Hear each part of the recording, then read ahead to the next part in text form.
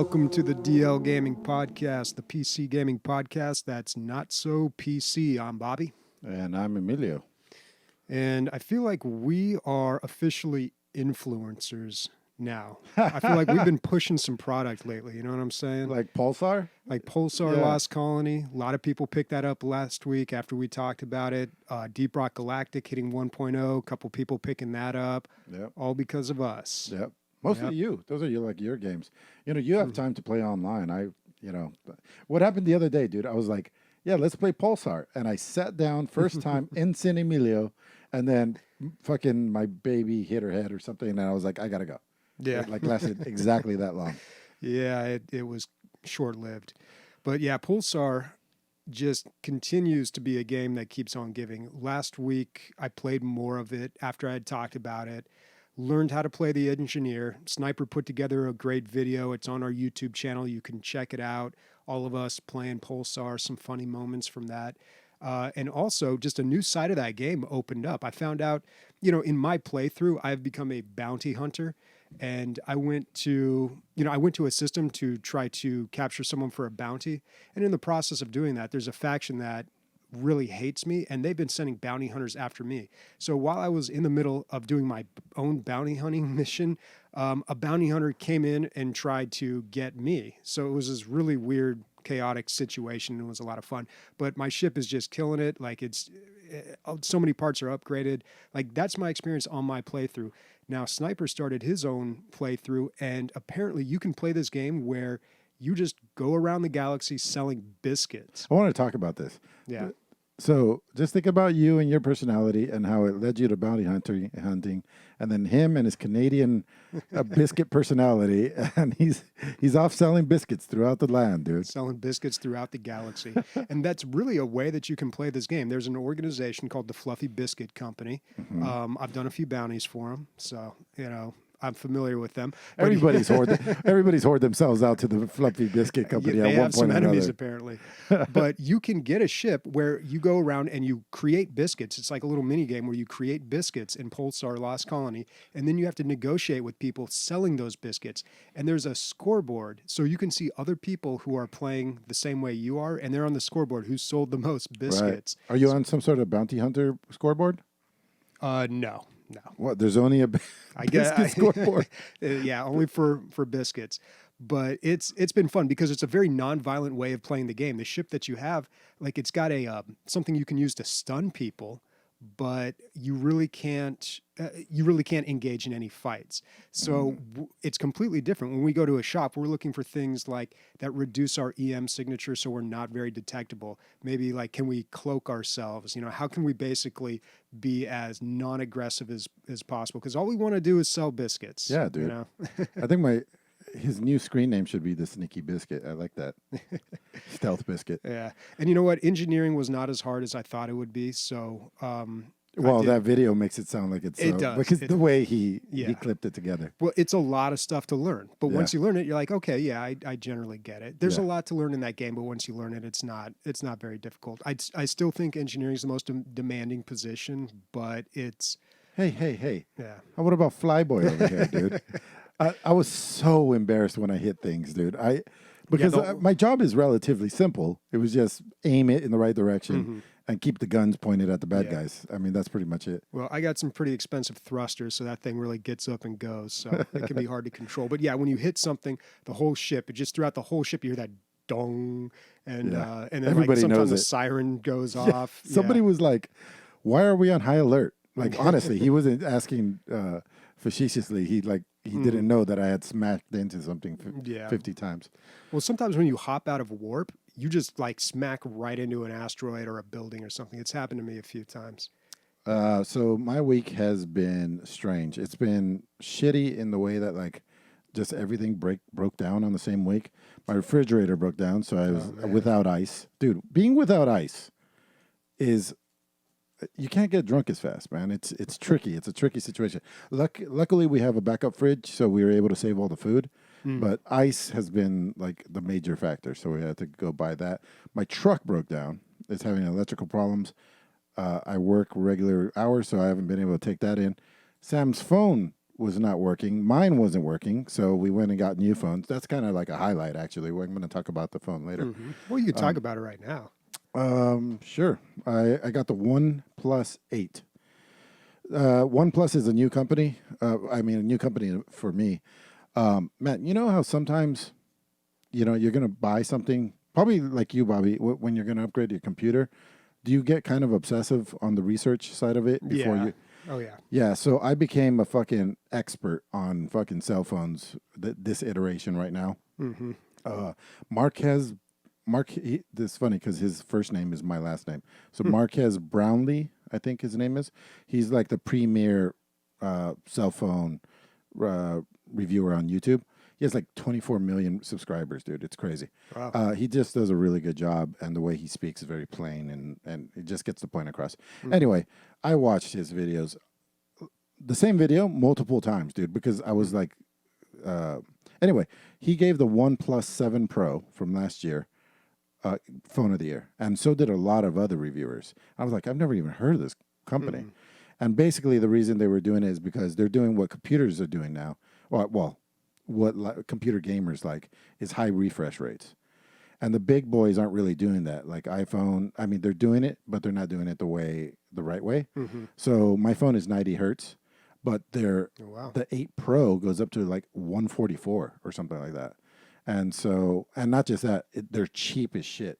They're like half the price of the flagships of other, but they're better. It's crazy. So it says the OnePlus 8 that you have was $700. $700, dude. And think about this, like, what is it? The Samsung S20, they jumped from 11 to 20 just to like, we made an awesome phone. $1,600. So yeah, phones are getting very expensive now. Yep. And they're not, if you watch these reviews, this phone, and then T-Mobile gave me half off of it. So it's $350 for one of the best phones out there right now. Oh, okay. But you had to sign a contract with T-Mobile. They don't do contracts anymore. I haven't done this in so long. If you guys know it's very different. If I'm boring you. So basically they front you $350, right? They pay for half of the phone for you. If you cancel your service, you owe them that $350. But if you just continue with their service, they're going to be crediting you every month that $350 or a little piece of it. So basically they're fronting half of the phone so that you'll keep their service until which is a great way of doing it, I think. Yeah, they changed that a while back because I was used to the way where every 2 years you get a discount on an upgrade or something. Right. Yep. But they've definitely changed that. And they just merged with Sprint, so their coverage is going to be much better. Oh, okay. Quick thing on 5G, now that I'm an expert. Basically, you have to have line of sight to a 5G tower, but you'll get 1.5 gigs down. Or wait, 1,000. What am I talking about? No idea. What am I talking about? Terabyte. I don't even use cellular data, so. Oh. Yeah. Basically, faster than Gigablast on your cell phone. So you can get movies in 1 or 2 seconds, as long as you have line of sight, though. Like, when are you going to do that? But if you do, like maybe in airports, they're going to have 5G towers, you can just fucking download the world in a minute. Yeah. What's the screen size on this? I don't remember. 6 point something. I don't know. It's pretty big. It's on the bigger side. I'm still rocking the Pixel 2, man. Like, it's working out for me, but I really don't use my phone that much. Yeah.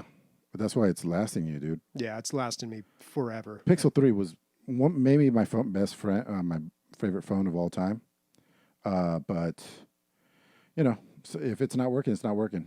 Here, you could take a look at. Yeah, 6.5 inches. Yeah. It's long. Yeah, it's very long. It's like a longer phone, but it looks good. And I'd love to watch something like high frame rate to see like the frame rate, because that was something that the Razer phones were doing. They were advertising that, right? Yeah, dude. The Razer phones actually have amazing specs for what it is, and it comes with all those shoulder buttons and everything for playing games. It's a great phone too. Marquez had it really high rated as well. Yeah. But I'm just glad that like a little scrappy company is like killing it, Yeah, good for them. Yeah, worst things is their fucking name. It's the OnePlus 7. It's like, what do you mean the 8? No, I don't know. The OnePlus 8, and then they came out with the 7T, the 7, and then the letter T, not the 7D. It's so weird. And just their marketing sucks, everything, but they make fucking awesome phones. How much storage do you have on that? And is it upgradable? Because that's a big price point determinant. The way I use my phone, because everything goes up to the cloud, I don't know why people care how much, because all my photos automatically go to the cloud. That's what I say, but some people, man, some Yeah. people still want like People 64 gigs. Yeah. Well, I mean, 64 gigs is like the minimum Nothing. these days. Yeah. No, minimum is 128 or so. Well, I don't know. I haven't bought a phone in years, so. Yeah, I think I have 256, but it doesn't matter. Like, I'm never going to use it up. Yeah. All right. Cool, man. Well, I'm sure it's going to take a while to get used to that phone and really get to know it. Yeah. And then you'll probably be able to talk more about it later. For sure. Next week. It fucking sucks. Yeah. Oh, we're having the weirdest glitch, dude. Me and Sam cannot text each other, dude. It's so strange. Everything else works. I could text anybody. What happens Sam when you and- text each other? Nothing? Nothing.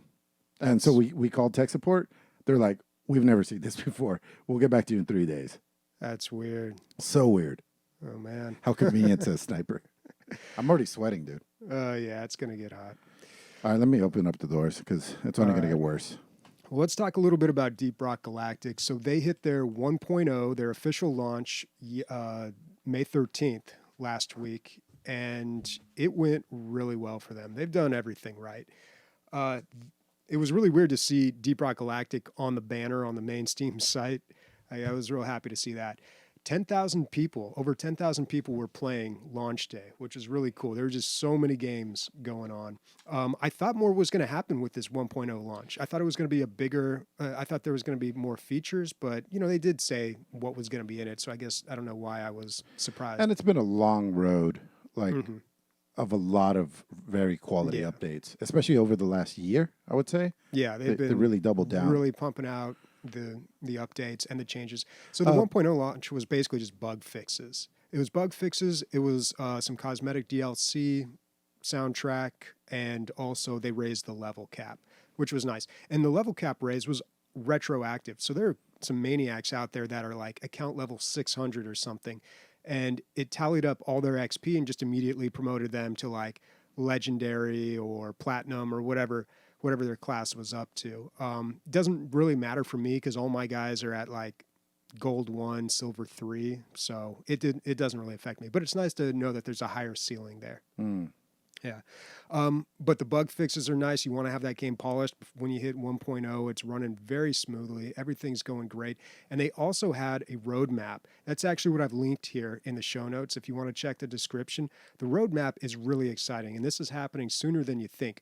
The next update or two, they're going to be adding new secondary missions. They're going to be adding 2 new biomes. They're going to be adding new enemies. Like they're really, as well as Biomes are huge. Yeah, biomes are a big deal. I don't even know what other biome they could do. They've covered all of them. You got the lava one, the ice one, the radiation, the fungus one, the crystal one. Sand. Yeah, the ice. sand, the desert one. So I don't know, but I look forward to it because those are some really core things about the game that are going to change it and make it exciting. But they're also going to be doing all sorts of cosmetic stuff as well. That'll be there too. And this kind of, let's see, where here? There we go. Update 31 and 32. So this is happening in June, very quickly. And then the next update, 2 new mission types. I mean, they're changing some big things about the game. That's happening. This is what third you quarter. probably expected for the 1.0 launch, like this kind of stuff. I mean, it's kind of what I wanted. Or it would have but been nice. I shouldn't have expected it because they flat out said a long time ago, our penultimate update is going to have some big changes, but the actual 1.0 one is just going to be all bug fixes. We're just going to make sure everything's working real smoothly before we go 1.0. Now, those 10,000 people playing at the same time, you think that was the 1.0 or was that the DL Gaming bump? Like where? Oh, we were part of that. We were part of that. At least 4 of those people. Yeah.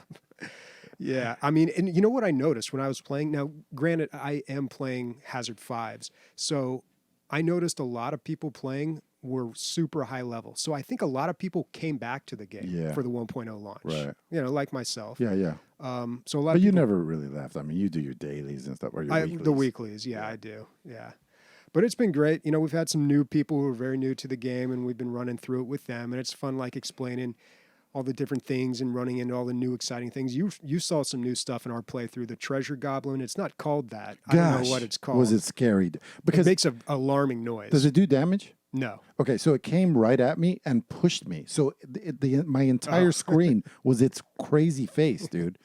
Yeah, it's a weird looking thing, and it's very loud. Yeah, it kind of sounds like a murloc. And once you start shooting it, it screams even louder and starts running away. But if you manage to kill it, it works like the treasure goblin in Diablo, which is why I call it that, even though it's not its name. But if you kill it before it leaves, it explodes into a bunch of really valuable resources. If somehow you've made it this far and you don't know what DRG is, it's Deep Rock Galactic. It's a 4-player co-op that's procedurally generated as you play. And there's 4 classes, and we gave it Game of the Year a couple years ago. Mm-hmm. This is way before even 1.0. I mean, it was half the game that it is now, and we gave it Game of the Year. Yeah. So I was thinking about it today. It might possibly be a perfect game. Like, there's not a whole lot of flaws. I mean, even on the Steam page, it is overwhelmingly positive reviews, and that's rare to have that on a Steam page, especially with the amount of reviews that they have. They also mentioned that they're going to be changing the way things are procedurally generated. There's going to be some more variation in that, I think, is what's happening, which is really cool because I've played that game so much, man, so much. And after a while, you start to see the same. It's all randomly generated, right? But you see the same templates kind of play out from time to time. So Windows Update, by the way. It's basically like, so roughly, they have Lego pieces that are pre-generated and it falls together randomly, right? So you can recognize the Lego piece that you've seen before. Well, or whatever. yeah, not really the piece, but like the general structure of a cage or a cave. Like I've seen the cave that we were in today had this really long, narrow bridge-like structure, and then it ended just in a dead end. And it was like a really big cave with just this bridge going through it. I've seen that many times, like in different biomes, like that same basic structure plays out. You know, it may be a little more indented here. There may be a way to walk down there. Like little things may change, but the basic outline is the same. So a little variation there would be great for people like me who play entirely too much. But yeah, so Deep Rock, still a fantastic game. Cool. I guess I'll talk really quickly about God's Trigger. I've brought it up 3 times this year, I think. It's a co-op, it's built from the ground up co-op. So that you almost have to, I don't even know how you would play this single player because it requires 2 players to do different things. You know, your standard, like you stand here while you stand here kind of things, all the way up to one. Ooh, oh boy! Somebody dropped the keyboard. Yep, there we go. It wasn't Bobby or me. I don't know who could have done it. All the way up to like there was a place. It's a twin. Okay, let me finish what it is. It's a twin stick shooter.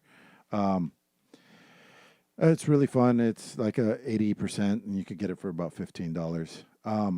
But the co-op goes all the way where like one person has Overwatch with a sniper rifle and the other person plays, which is always fun. You know, he's down on the field and you're like calling out who needs to die. And so that was really fun. I've talked about it a ton. I just wanted to talk about the last boss really quick. So you fight the angel Gabriel at the very end. And he has 3 forms and they were fine. Like just standard stuff after you're playing for a while. Hard, but you know, you're getting through it. First phase, second phase. Third phase was crazy, Bobby. Like, I don't think I've ever seen this in a game. And I was super excited. And I had a shit-eating grin on my face the entire time I was playing it. My character, which is an angel, and JP's character, which is a demon, we came together and became one person. I was directing the movement and one other thing. I think it was, which way we're aiming. So I could move and aim. And he was doing the dashing and the attacking. And so we kind of became that character in Heroes of the Storm. You know, that... Cho'Gall. Yeah, Cho'Gall, that character that it takes 2 people to run. And, man, was it fun, man. It took us probably half an hour to beat this guy, maybe 40 minutes just to learn it all. But once we got to the last part, we really had to like think outside the box on like how to make that it just looks like somebody's dashing through a firewall. It was incredibly hard to get the timing plus the latency plus all that stuff. But we got it to work and we killed the guy. And man, we were really happy with the game. It has buggy at parts, but overall, it was a good experience, especially for $15 if you have a co-op buddy. And also, I just want a little shout out to JP Diddy. It's nice to have like somebody who's like your peer because, he's like a family man too, and he's got kids running around.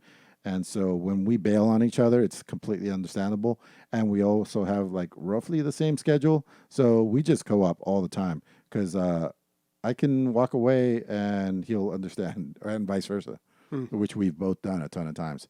If I did that to a stranger, I'd feel fucking really bad. But I'll just shit all over JP Diddy. So this is this game innately co-op, or did you have to use that Steam Play Together thing? It's innately, so it has online co-op. Okay. It supports it, yeah. I a couple of times I did want to. Does it? Because it doesn't say on the Steam page. It says shared split screen co-op and remote play. It definitely does because in the game I could invite him through the game. Okay. But we didn't use Let's Play Together or whatever it's called. Yeah. Yeah. Although I did, because it was so buggy, I did want to try playing it that way, but my save was already on the online mode. So we couldn't switch to the couch co-op mode and keep our save.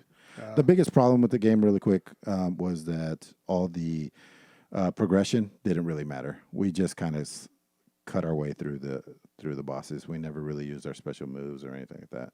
Yeah. All right. Well, I had a interesting week here, and if you follow me on Twitter, you know that I picked up Battlefront 2 for $6 during their May the 4th sale or their Star Wars sale. So I finally picked it up. I figured $6, what the hell? That's not much, and I don't want to get Origin access. And I've just been in a real Star Wars mood lately. I've been playing a lot of the retro games, and I have been feeling like something a little more modern. Is this Kashyyyk, by the way? I haven't played this map. It might be.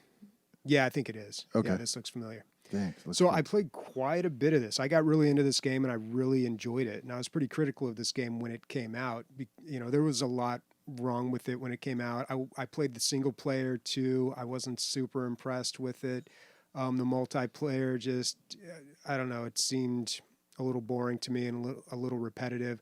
But this time around, I really connected with the game. There's still some problems with it that I'll get into, but it just felt good to play such a good-looking game, and it's like playing with action figures. Like you're playing all the characters from Star Wars. You're really living out these Star Wars fantasies in this game. Like even when you're a stormtrooper or like a low-level assault character getting stomped on, you're still like, well, that still was pretty cool because Yoda came in and just sliced up like 5 of us. That was awesome. First of all, the graphics on this is just insane. And now that I've spent, we've said this before, but now that I've spent a lot of time with it, it really looks like the best looking game I've ever played. Yeah. So still to this day, would you say it's I think so. I don't play a lot of AAA titles, so I'm not the best person to really judge that, but to me, this is the best looking game I've ever played. Yep. Yeah, I think a lot of that has to do, there's a lot of droids, there's a lot of people in suits, so you don't have to really go for the human look and really make people look very accurate. The weaker character models are the ones like Han Solo or Leia where you see the face and the hair, but God, just everything, the environment, as well as just like the characters and the blaster bolts. It is so Star Wars. It really feels like Star Wars, and that's what I really enjoyed about it. You have to spend a good part of the beginning of your time playing this game as cannon fodder, though. Like you are just going to get mowed down time and time again. And as you play more and more, you'll get more experienced and get better, but it really doesn't matter because there are people who have spent a lot of time in this game, unlocked everything, and just have better abilities. You can unlock these cards that give you advantages during the game. And once you do that, you get kills quicker. You earn more battle points. You can spend those battle points to respawn as a better character.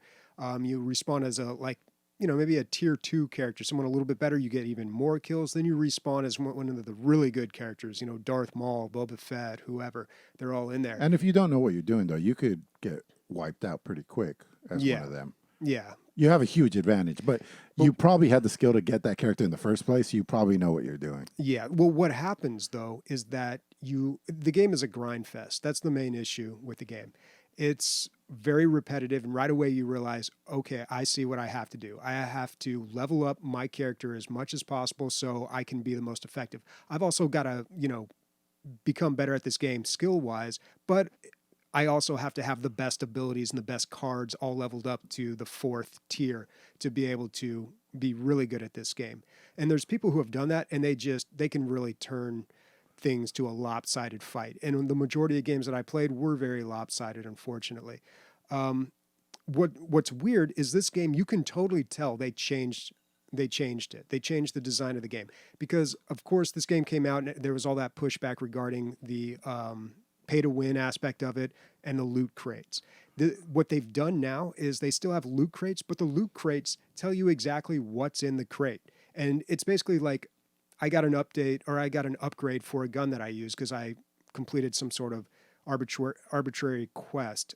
So instead of just give me that upgrade and I can install it, it says, hey, you got a loot crate. Ooh, guess what's in it? This is what's in it. It tells you right there. And then you go through the motions of like opening it and it like pops out. And but you get like, some other stuff too, right? No, it's just that. Just that thing. It's just like, ta-da, you got they make this whole presentation out of it. And it's just like. You prefer it? No, it's a vestigial part of the initial loot box system. Right. Like they just kind of left it in there. Now that in itself is not harmful, but what is I think harmful and what kind of detracts from this game is that the game is designed as a grind fest. And obviously with any grind fest, we know this from mobile games, what happens is at a certain point you realize, okay, it's a grind fest. How do I speed this up? And that's where the game would jump in and say, hey, you can buy these loot boxes and get a chance to unlock something super cool later. Or you can buy an XP boost and just speed this whole process up. That has been taken out of the game. So it's really weird. It just, it feels like a part of the game is missing and you're just stuck in a grind fest. And it's okay. But it's fun. It is fun. It's got that moment to moment. I really wish the matches were more balanced. And honestly, there are some good modes. There's the heroes versus villains mode where you just play as the powerful characters. Dude, did you play? Who'd you play as, and who's your favorite in that mode? I haven't played as everybody, but I, of course, went for the characters that I really like in Star Wars. Right. I played Boba Fett, even though I don't know if he's that great. I played a lot of Yoda. General Grievous. I don't even think he was in there when I played. Yeah, that's another thing too. They have reached their last update as of April. And so many people are playing this game, in fact, that there was a petition going around, over 50,000 signatures on this petition to DICE to continue to make updates for this game. I saw somebody replying from EA to that petition. He's like who it came in. He's like, yeah, man, I saw your petition. I know about it. He's like, it was very passive aggressive. Yeah, but there's another one with 200,000 people. Yeah. Well, he said those three things. Three things, and two of what you just mentioned. He said, yeah, we saw it. I don't know what you want us to do about it. It's not our decision. Yeah. And then he also said, there was 250,000 on the alternative, when he said alternative petition. I mean, it's nice that people feel that way about this game, but petitions hardly have any effect on these types of things, unfortunately. The only one I can think of is Family Guy. That's the big one. Like, Family Guy got canceled. Was there an actual petition for that, though? Yeah, well, or just outrage or whatever. I think it was the DVD sales that really pushed it. It came out on DVD, and people really bought it up. And I could have sworn there was a petition or some sort of the internet was on maybe fire. there was. I don't know. A lot of people were talking about it, but I think it was really the DVD sales. Yeah. But anyway, I mean, it is a great game because I don't know. I feel like I am enacting Star Wars by playing this game. And even though it gets very repetitive, I mean, you can turn the game off. It's okay if you hop in for an hour and you have a great time for that. And then when it starts bugging you, you hop out. I mean, there's nothing wrong with that at the end of the day, I guess. And it just looks so good and it does so well at just recreating like making you feel like you are in Star Wars. I've been rewatching the sequel trilogy this week too, so it's been a lot of Star Wars. I just rewatched them as well. We watched all 9 of them. Mm-hmm. Yeah. Yeah, I think it was better for me watching them on their own because the only time I had ever watched them before was Rise of the Skywalker wasn't out yet, but I had watched them with all the other Star Wars movies. So just watching them on their own, the 3 of them, it really helped me kind of just see the big picture in that story arc. I enjoyed it, man. I enjoyed Rise of the Skywalker. This time, a lot more. Yeah, I enjoyed all the movies a lot more. The first one, I was like, dude, this movie is actually really, really good. I told you this. Like the one. No, I was never against the first one. We disagreed the most, I think, on the first one. I was like, dude, it was a good movie. Well, it's the same thing over again. But I started to notice little things about it where I'm like, man, that's actually very well done. And then the second one, like Last Jedi, I know that one's very divisive, but I really enjoyed that one too. Here's what I think about it. It's not a great Star Wars movie, maybe, but it is a great movie. It does things that no other Star Wars movie has done. Like, it goes for a philosophical edge that none of the other Star Wars movies have ever even come close to. And I don't know. I think it's really cool that it did that, but having that be one of the main movies in the trilogy. Are you talking about like the have-nots versus the haves, or what? I mean, there's that. There's also like that moral ambiguity of selling arms to both the Empire and the Rebels, and there's Luke's story arc of him losing faith in the Force and then slowly regaining that, and then Poe's character arc in that movie I thought was really good. Yeah. Him turning from this hotshot flyboy into more of a wise leader. It's all on my Letterboxd, guys. Letterboxd.com/RobertDigital. Good. I forgot about that. Yeah, everything that I think about movies, I usually write down there. Any movie that I watch, I log it, short review and a quick rating. So you can check that out. But I don't know, man. Sometimes you just gotta like let go and just enjoy stuff, and that's what I did with Star Wars this week, and I'm having a blast. Was it noticeable that you were missing DLC or anything like that? I think all the DLC is included. Now they had one thing that you could buy. Yeah. They had one thing that you could buy called the Celebration Edition, which is a bunch of cosmetic stuff, voice lines and victory poses or whatever, a few skins. None of them really that great. I came very close to buying it. It's like $5.75 on sale, and I was like, dude, this game's so good. I paid $6 for it. I almost feel obligated to buy it, but then I was like, I don't even really care about the skin, except for that General Kenobi skin. That one's dope. But I bought that for $40,000, so problem solved. What was I gonna say? Oh, for all the Star Wars talk, I'm gonna do my Boss Nass impression. Ready for this? All right. You saw no thinking you saw better than the Jedi, or than the Gungans. Me like these. Wait, I'm not done. He does a cheek shake. Yeah, the truffle shuffle with his face. God, the Gungans. There was not Jar Jar Binks is not a character that you can play in this. Yeah. Good. God, he really got burned. Neither is Rose Tico, but there's a lot of people that they're missing in this. They don't have Maz or Maz. God, I was watching a documentary, not really a documentary, but like this channel was doing like some sort of, I guess like a summary of all the Star Wars movies and kind of a bit of a documentary before Rise of Skywalker came out. And I finally got a chance to watch it. And I didn't realize how like it got, what was it? Phantom Menace got a lot of criticism for a lot of racial stereotypes in the aliens. And I always knew about the one guys, what do they start with? The N? They start with the N. You know, they sounded like Asians, you know. Oh, yeah. They were, yeah. Maybe they don't start with N. I can't remember the name of that race. Chat will help me out. We got some Star Wars nerds here. But also Watto being, like a racial stereotype for Jewish people. I didn't pick up on that before, but now that they pointed it out, I cannot unsee it. And then of course the Gungans weren't as bad, but they had that kind of like Jamaican accent. Yeah. But the Naroon, you saw a big doo-doo this Nerubians, Nerubians, is that their name? Yeah. Yeah. Yeah, man. I'm trying to think of one of the things that they said. Yeah, they just sound like Japanese people, I guess, that can't roll their R's or whatever. Yeah. Well, Battlefront 2, I will probably continue to play this game. It takes up so much hard drive space, but it's worth it. Like I'm like buying into the grind fest, unfortunately. Like I want to get good at this good at this game, even though it's just like I'm imagining those droidicas are mm-hmm. tier 2.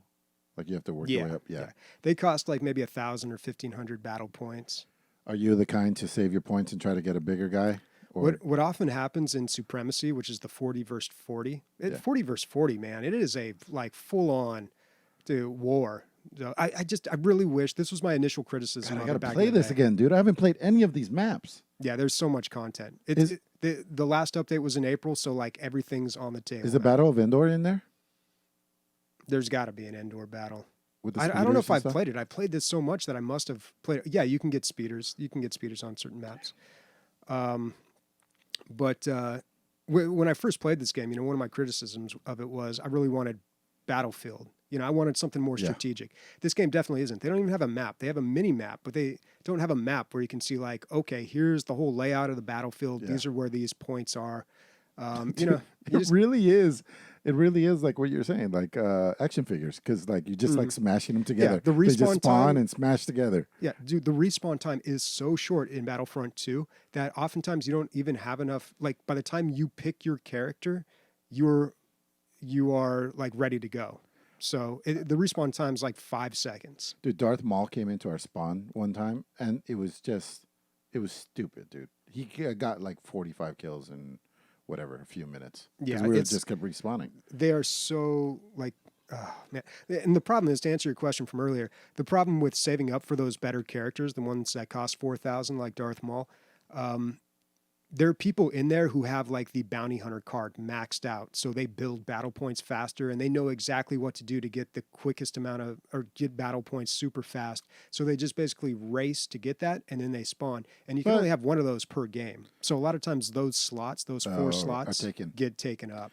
But the battle points are, I mean, them accumulating those battle points are helping his team, right? Mm-hmm. Yeah, usually, unless you're just farming like some of the bots in the game. But yeah. It's unfortunate that the game can really turn on just one person. That makes one person feel really good, but then it kind of sucks for the rest of them. Is the Battle of Crete on here?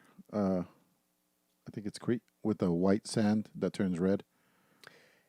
Yes, that map is on there, and it takes place mostly inside. And then they have that big open area out there that you can go into. But I don't know if it does like the whole red footprints. Battle of Crete. Yeah. Yeah. Anyway. Yeah, so Battlefront 2. $6. Hopefully you guys picked it up while it was on sale, because I think it's back up to 15. But that is just a ridiculous deal. Bobby, have you played through the Star Wars saga on Lego?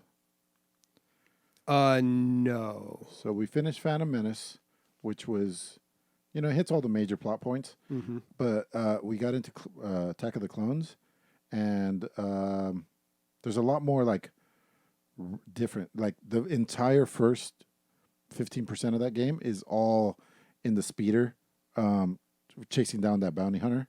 Oh, okay. Like in the city. It was no Lego at all. It was just kind of like a little spaceship game. Oh, that's cool. Kind of fun. Yeah. Yeah, the Lego games get pretty creative with those. I was really impressed with the Jurassic World game. One? And then we ended. Oh, we ended we played all the way through Attack of the Clones, all the way to where fucking Yoda comes down and saves them from Geonosis, the power. Geonosis. Yeah, Geonosis. And Mila, I don't know how this happened, dude. We just watched all 9 films. We're balls deep in fucking Star Wars, and Mila does her Yoda impression, which is, "Hello, hello, gentlemen. Come aboard my ship, and you'll be saved." And I was like, "What did you just do?" She goes, "My Yoda." And I was like, what? What universe do you live in?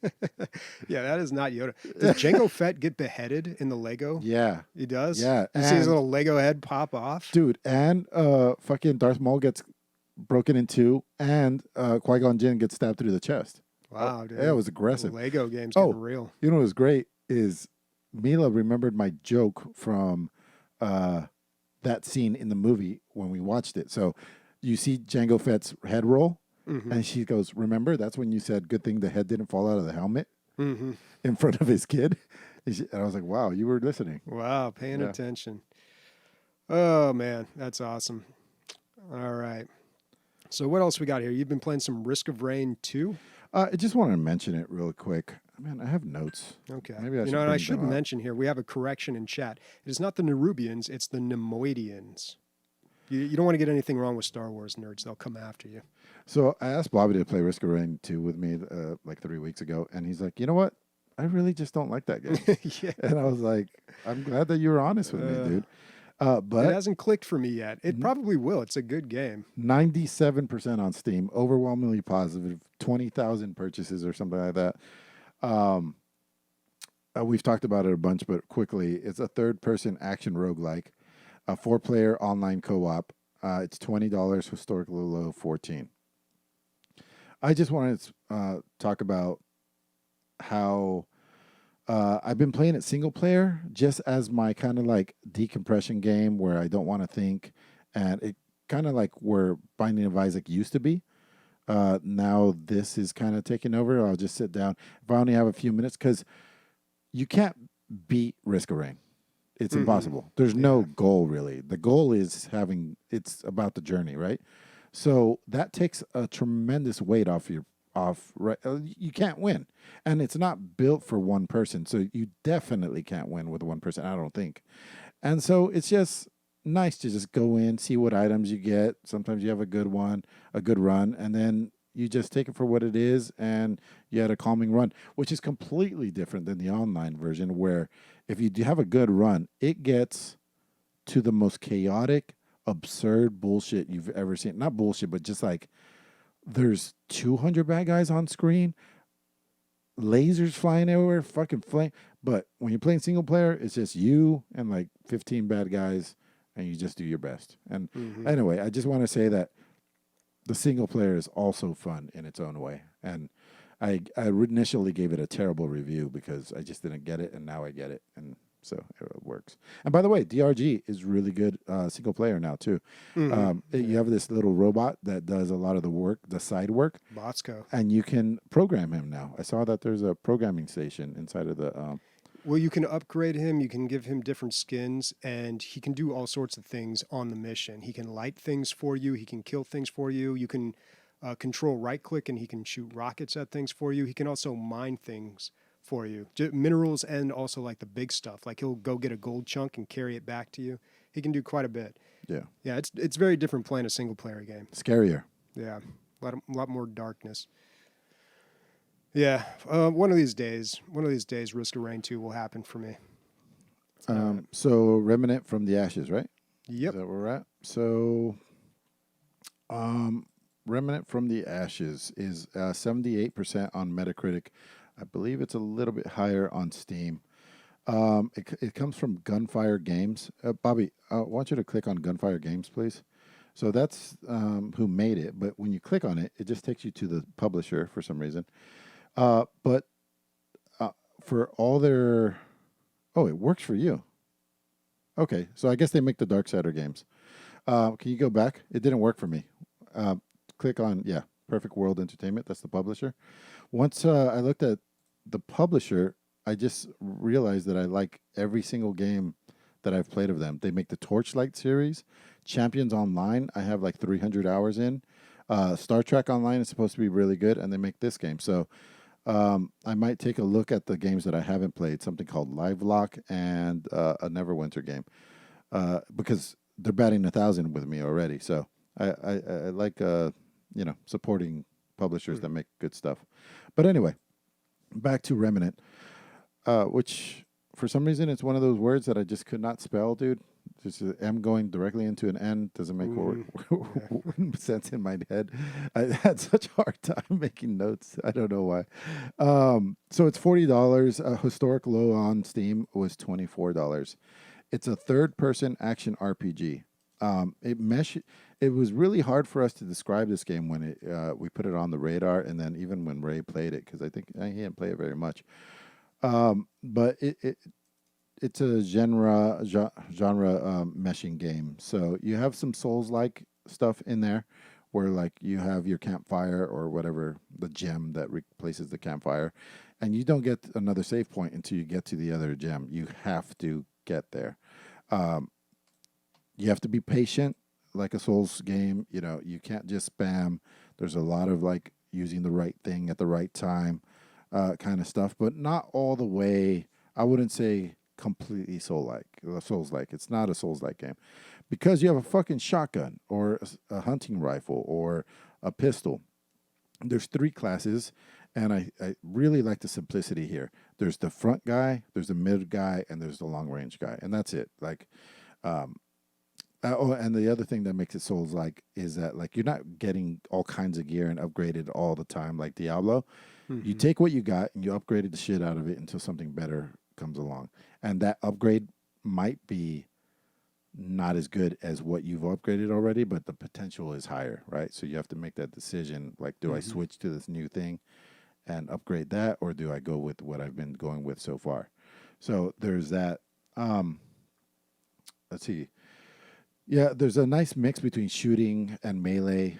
Um, and so you have your pistol or one-handed gun, you have your two-handed gun, and you have your melee.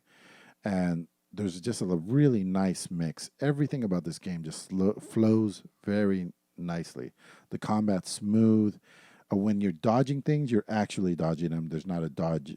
You know, you don't have Mm-hmm. whatever dexterity that, like, you know, the dice aren't dodging for you. You're Yeah. actually dodging everything, and everything is dodgeable if you know what you're doing, right?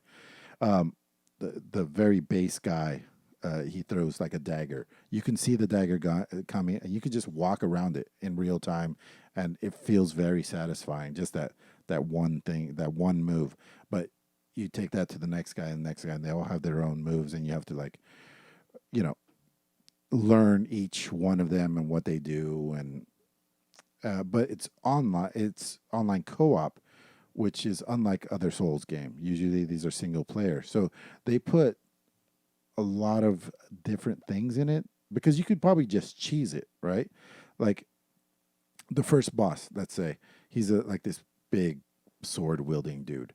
We could like if it was just me and JP Diddy, we could probably just kite him around corners and just take pop shots until he's dead, right? Mm-hmm. But they threw in these like suicide bomber crazy scary things that he summons, and so it keeps you honest because you got to just keep fighting these things off while you're fighting him, and it keeps you from cheesing it away, Mm-hmm. like just, you know, breaking the game that way. So I Yeah. thought that was really creative.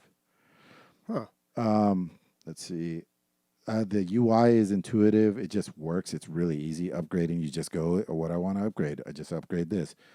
Comparing items doesn't happen very often because there's not very many items, but it's very obvious if you want to make a switch. The bosses, man, shit, I was so scared. This sword guy that I'm talking about, genuinely scared. Like, it's one of these things where you have to just check behind your shoulder to see how close he is, and sometimes he's a lot closer than other times, you know, because we died 30 times probably trying to kill this guy. And it was so satisfying when we finally did it. The second boss was that big tree ant, that guy. Dude, he doesn't have. It's one of these weird things. This game does a lot of things right. A lot of times you'll fight something and then it gets stronger in its second phase. This thing actually got weaker in its second phase because we blew its legs off. But Hmm. we're so depleted by then. All our heals are gone, all our ammo's gone, that it's almost hard in that way. You know what I mean? Yeah. So, like, and he has so many attacks and he can one shot you. It was crazy. Yeah. Cool little picture with the guy jumping in the mall. You cannot melee this guy. He'll step on you and he'll crush you in one hit. But he was a lot of fun and scary as well. The boss fights are like a staple with Souls games, right? The one thing that really bothers me about this game, and there's only one complaint, like I love this game. I'm having so much fun. Think about like if you ever played a Souls like, but now you have your buddies with you. Like it's fucking awesome. It's like Mm-hmm. really cool way to play something like this. And then adding the guns was just a really clever, and it's really working out exactly like I said it. Like I'm within 10 feet of the monsters, he's within 15 feet. I'm sure if we had a long range guy, he'd be within 20 feet or whatever. Like it just, you work with it, whatever they set up, right? It just Yeah. works that way. But the graphics, that's the one thing that really bothers me. It's not terrible. The screenshots make it look great, but it Yeah. looks like a PS 3.5 game, like between 3 and 4, I would say. It's just not a great looking game. It gets better, and it's not what you think. So it's like you're this post-apocalyptic world. The story's pretty good. Um, Post-apocalyptic. You think you're going to stay in this world forever. Next thing you know, we're jumping through dimensions to other place, completely different area, completely different lighting. We went from this like dank, old, rundown city. Now suddenly, for some reason, we went through the portal. We're in this like uh, um, also post-apocalyptic, but a different planet, different realm, and we're in like this sand place, kind of like Arabian Nights or something like that, and completely different bad guys. It almost feels like a new game, but the mechanics are the same, and you keep all your stuff. That came out of completely left field, dude. And I really enjoyed the refresh. Not that it was getting stale. I would have been fine with it staying, Yeah. but having this whole new thing, and there's 2 other portals. So now I'm thinking like, what's through those portals? Mm-hmm. I, Change of scenery is nice in a game. super fucking digging this game, dude. Super digging it. It seems like they really nailed the difficulty too. Like they don't. It's not too easy. They've got it. It's not too hard. Like Yeah. they've really honed in on making this game challenging, appropriately challenging. When that tree ant came out of the ground for the first time, where I was like, "Oh, hi, rest of the night," as a joke, and yep, it took us the rest of the night. Like we probably died 30, 40 times, yeah. Jeez. But it That's was cool. so satisfying when you get it done, man. This game's $40. That's I mean that's not cheap. Yeah, I got it for 24. Yeah, it was on sale not too long ago. Yeah, A couple weeks ago. that's when I for picked it up. $24. Yeah, hopefully it'll be on sale again. All right. Let's take a call in here. Oh, we got one. Yes, we do. Woody, are you there? I am. All right. Welcome to the show. What's up, Witty? Thanks for having me. Absolutely, man. So I think this is the first time we've spoken. Why don't you tell us a little bit about yourself? What kind of games do you like to play? All right. I mostly play ARPGs, a lot of FPS, but I would say I play just about everything. Yeah. S- What's I your have, like, favorite interest- ARPG? Yeah, mostly right now it's Path of Exile. It's like all I've been playing lately. Gotcha. Did you get through? Did you play Wilson? And what did you think of that? Did not play Wosen at all. I was playing another game at the time, Uh, and I stayed away from it due to its problems. So I haven't gotten into it after they fixed those problems yet. But I wouldn't even say they radar. fixed them, man. It's like a buggy fucking game, but it's good. It's good despite its problems. Is that For still sure. in early access, or was that? No, it's complete. Yeah. Yeah.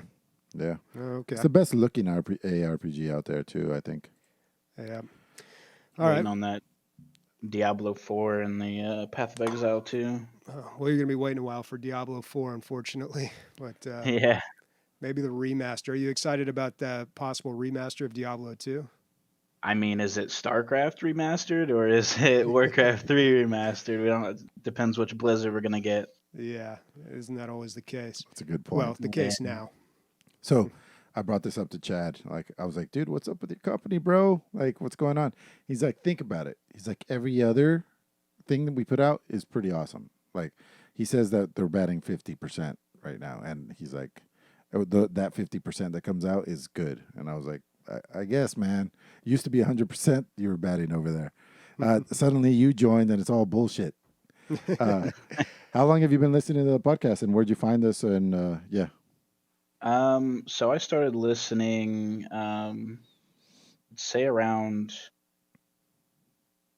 October or September of last year. It was like Ray's last 5 or 6 episodes. Oh, okay. So that's when I had started. Cool. Just listening while at work. Well, welcome to the fold, and thank you for the support. Yeah, no You're about to problem. win all your money back, dude, from Patreon. Well, we'll see. And, Yeah, hopefully. and it's all good, and it's all gonna go right back in. Appreciate it. So the sound was posted in there. Hopefully you had a chance to listen to it. We have been playing it, and the hint is dragon, right? That's the only hint we've given out. Yeah, I guess I can put another one out. But do we give it a hint before? Yeah, right. Yeah, if Now's you the got a time? hint, drop it. Let's go with mountains.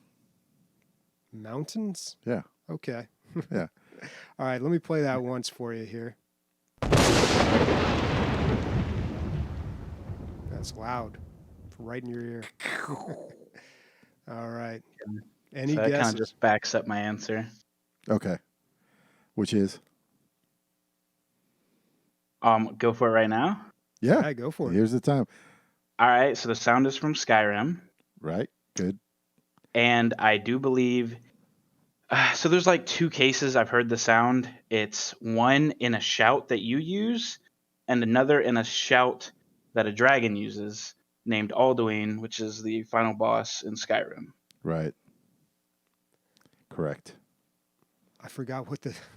I know totally what it's forgot called. what the. I didn't. I have a complicated relationship with Skyrim, so this sound isn't very familiar to me. But I forgot for a moment what it was, so I was kind of waiting I know for what your it is. confirmation. Okay. I know what it is. I know what it's called. If you get close, what are you going to call it? What's it called, or who does it, or what's the deal? So it sounds like the clear the skies shout that the player uses in the game, besides the shout and or just like Alduin dying. That is the wrong shout. Should we get to him anyway? Is that the wrong shout? Oh, it's the Yeah. wrong shout. It's Yeah. your call, It's not man. clear the skies. I don't know what the shout is. Well, Bobby had it. I lost the name of it. It's unrelenting force is what he had put it. Unrelenting force. So that's the one you get Yeah. from the mountaintop. Under. Right. There is Okay. I looked up shouts in Skyrim and I got like two different stories. And I think that's what you're saying here. There are shouts that other people have and shouts that you have. Right. So I think that's why there are a lot of different names. Well, I gave it for all away. these We have to different- give it to him. Yeah, anyway. yeah, we got to give it to him. Ding, You ding, got give it. him the Oh, bing, yeah, bing, give him bing, bing. There we go. You got it, man. If you want to, definitely listen to them side by side. They're very, very, very similar. So Yeah, we had them both, and we actually chose which one was better because one of them has the guttural, like he's like "Whoota," and then it does. yeah, Yeah. yeah. And then so it would have gave it away right away. I was like, no, that's too easy. Let's go with the mountain So you one. thought it was too easy. I don't know. I'm not too familiar with those. 3 weeks. Yeah. But so you're saying the one that we played, that's the one that the dragon does in the game. Yeah, I believe so. Yep. I think I am literally on the last boss in Skyrim, and I've just never got around to completing it. I got to give that game a real effort again. I got to go back in and actually try. I wish consoles like tracked your hours better because I played Skyrim between different consoles and I so many probably 1,000+ hours. Wow. Yeah, in Skyrim. I'm in the 400 range, I would say. Do because consoles have mod support though? Can you mod Skyrim? not like PC, not even close. Okay. But they did start, right? Didn't they? Can you go to? You know better than I, Woody. I think you can, right?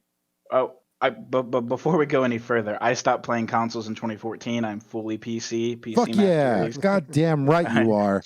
Just putting that out there. PC Master Race all the way. Not that there's anything wrong with playing a console. There's lots of reasons people play consoles, but if you can get a PC, highly recommend it. Also, anybody listening who hasn't joined the Discord and hasn't called in should definitely do so. Very, very awesome community here. I hopped in one day. There were like 6-7 different people. Didn't know any of them.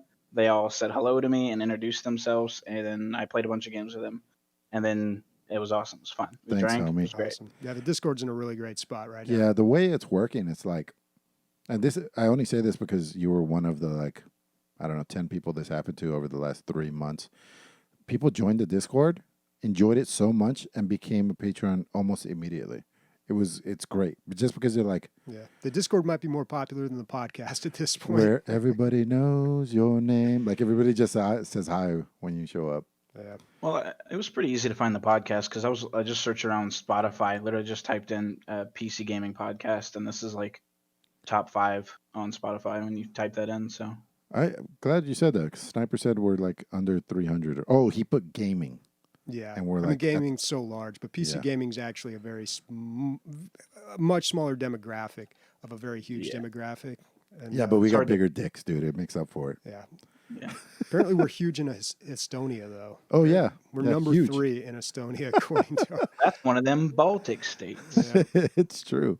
yeah. So shout out to all Estonian fans out there. Well, congratulations, dude. We're gonna send you $30 worth of used GI Joes. How do you feel about that? Awesome. I'll use it to more Patreon and I guess more in Inseedious. Nice. Oh, you you go. bought it. What'd you think? Yeah. Not your thing. It's not amazing, but it's not bad. It's like an acquired taste for me, and I'm like, it's because I'm putting it on different things, and Okay. I'm finding it better on certain things. For and sure. some of the things I put too much on, and it can overpower the food. But if you Yeah. just put a little bit on there, you get that nice spice. You get some crunch. I presume it's healthy. Yeah, it's pretty healthy. Yeah, It's yeah, healthy fats. it's seeds, so Yeah, seeds and yeah, and olive oil. yeah, so it's pretty nice, and like now that I got like the ratio down, like the jar, it's just, I got both. I got normal and fire. The fire definitely kicks, but I like it. The girlfriend doesn't, so The toughest like- part about it, dude, is it doesn't fit any boxes. Like we didn't even know what to call it. Do we call it a hot sauce? It's not a salsa. Like we don't even know. So and then what do you use it on? And all this. There's just a lot of questions about it. But people that like it fucking tend to love it. If you're wondering what we're talking about, it's Insidious. It's my hot sauce. And you can get it at insidious.com and use the promo code DLG and you get 10% off. Wow, doing an ad read during the call in. What? People were wondering, what the fuck's what are you talking about? I pitch lined him right into it. Yeah, yeah, you did. You did set them up. All right, Woody. Just Well, we're going to gotta- let you go. Thank you so much for calling in. Congratulations. And that is awesome that you are enjoying the community. Yeah, man. That's what Yeah. we're trying to build here. Next thing you know, you're gonna buy DRG and you're gonna be it's like joining our cult. Yeah, DFG. If I like I said, if I start working out a lot, I might need it. So Yeah. All right, something to motivate me, give me energy. But I appreciate it, and y'all have a great rest of your night. Thanks, man. Woody. All right, you too. See you later. All right. Awesome, man. It's always good to hear from our listeners, like new ones. Yeah, You know? and like what their experience coming in was. Yeah. Yeah. Because we know everybody else we paid them to become fans, and now they're here, and they were stuck forever. But new ones, oh, excuse me. All right. Well, it is time for On the Radar. These are the games that have come to our attention recently, games that we're interested in but have not played. And the first one up is Scrap Mechanic Survival. This was something that you posted, Emilio, and it seemed like you were pretty excited about posting it. Yeah, I don't know if I was drunk at the time, but I don't think this is a game that I would play, but I know a lot of people would be interested in it. So it has a few things going on here. So there is the survival part is basically like wave survival. These robots attack you or whatever. The cool thing about it, or what I found really cool about it, and there's another game that has this inside of it that we're going to talk about later, is when you build something, it's not a pre-set up. Like if you make a car, it's not a pre-built car. There's pieces, and you just build whatever you want. So everything ends up looking super janky, but you can basically build whatever you want. Like that raft is not a predetermined raft. There's not a blueprint.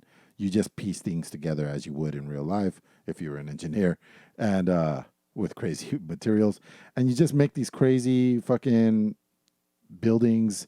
You can make conveyor belts, all that kind of stuff, buildings, everything is not pre-set up. Just the Lego blocks are pre-set up, and you build whatever you want, and you can. So How much is this game? it's one of these things where like it's $20. You'll probably make a car in your first hour. It just probably won't drive very well, and you probably won't be able to steer. That kind of stuff. Time put into what do you call it? Like trial and error. So I've always liked that in games, but like I said, everything ends up looking real janky. But the idea is pretty cool. It kind of reminded me of a few things. A little bit Factorial in there, a little bit of Kerbal Space Program, and a little tiny bit of what? Oh, dude, it's the biggest game out there. The was Battle Royale. Fortnite? Yeah, Fortnite. Wow. But what okay. Fortnite was originally supposed to be. Yeah. That like The wave survival, build your base, Mm-hmm. and you have different classes. But it looks like Kind they're of funny building. how we all forgot what Fortnite originally was, dude. Kind of like Yeah. how Amazon used to sell books. Yeah, yeah. It looks like they're building their own guns too, which is fucking cool. So, a lot of customability. That's a cool idea. It's $20. It is in early access.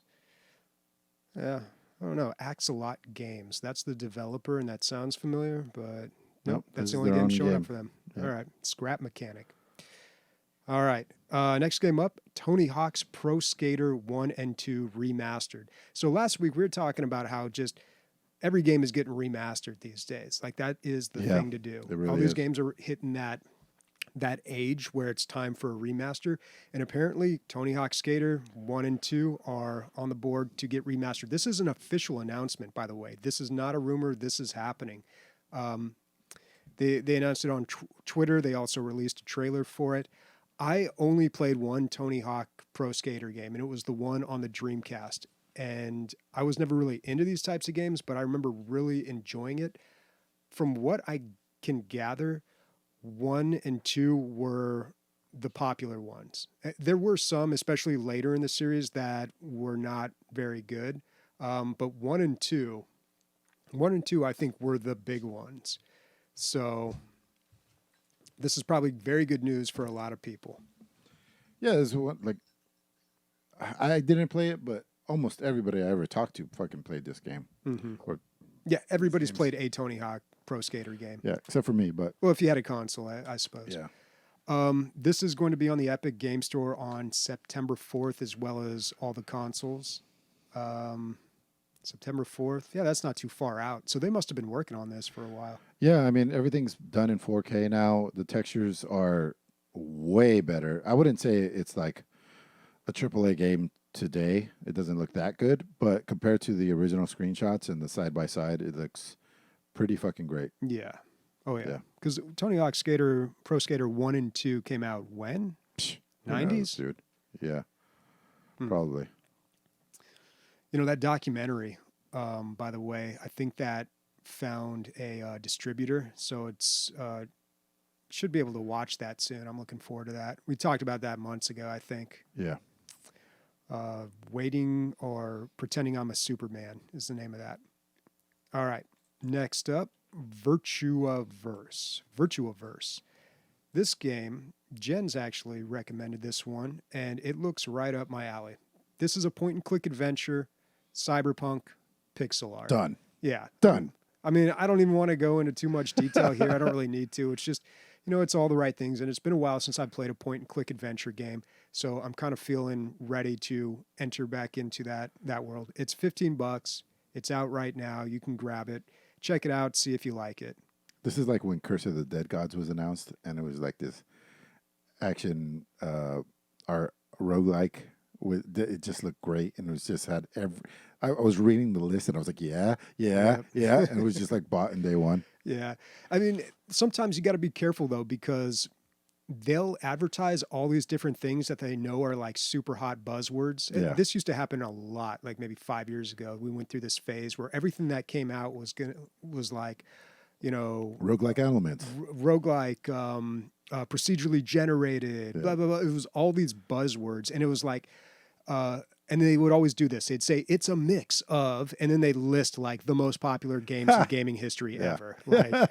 Like really, like that's, it was totally just misrepresenting the game as well.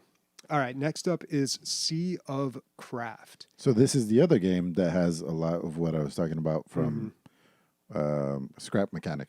So you build your, it's like BattleBots on the high seas. Yeah. Yeah. So you build your own ship out of pre-picked parts, and then you just ram it into other boats and see who sinks first. It looks like some sort of like gladiatorial games.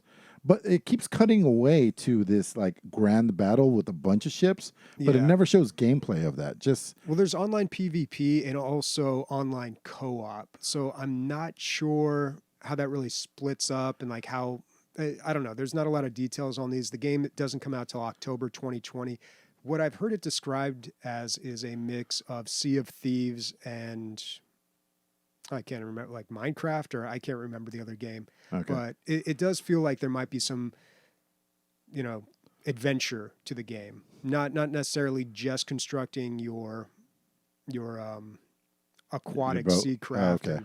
and just sending it There's into more battle. to it. Yeah, well, look, there's city building. Yeah, and it looks like people are building water world here. So I don't know. That looks kind of cool, but these crafting games, there was that one back in the day that I remember we played. Yeah. It was very popular for a minute, and that was kind of like it for me. I was like, oh, this is really cool. Then I got over it, and I never really touched it. Yeah, because your fucking shit ends up looking like dog shit every time, dude. You're like happy if it rolls and you can turn it. Yeah, well, what was that game called? Something, it had a craft in the word. It was in like the name. Robot something. Robocraft. Robocraft. Yeah, there it is. Robocraft, yeah. Isn't it funny that you remembered half of it? I remembered the other half. Yep. So, yeah, I don't know. This looks really cool, but it doesn't look like something I'd jump into. Yeah. Do you remember, Bobby, the Siege, I think it's called. There was where there's a castle or something, you have to make a siege weapon out of just like this. I think it was called Siege. Yeah, I said It was just, that's what I just said. Okay. Yeah, but I thought you said anyway, it was a siege that's game. that's a really good one because it's single player and it's hilarious. Mhm. If you have an inkling towards what we're saying, I don't even know if we're describing it right. You're just building things. You're basically playing Legos. You Yeah. build something, and then you send that into, well, typically To see you if it send it works. into a battle. Right. And then something simple could happen, like you could get knocked over and then you're out of combat. Yeah. Or you could find somebody who built something that really counters what you built. They knock you out of combat.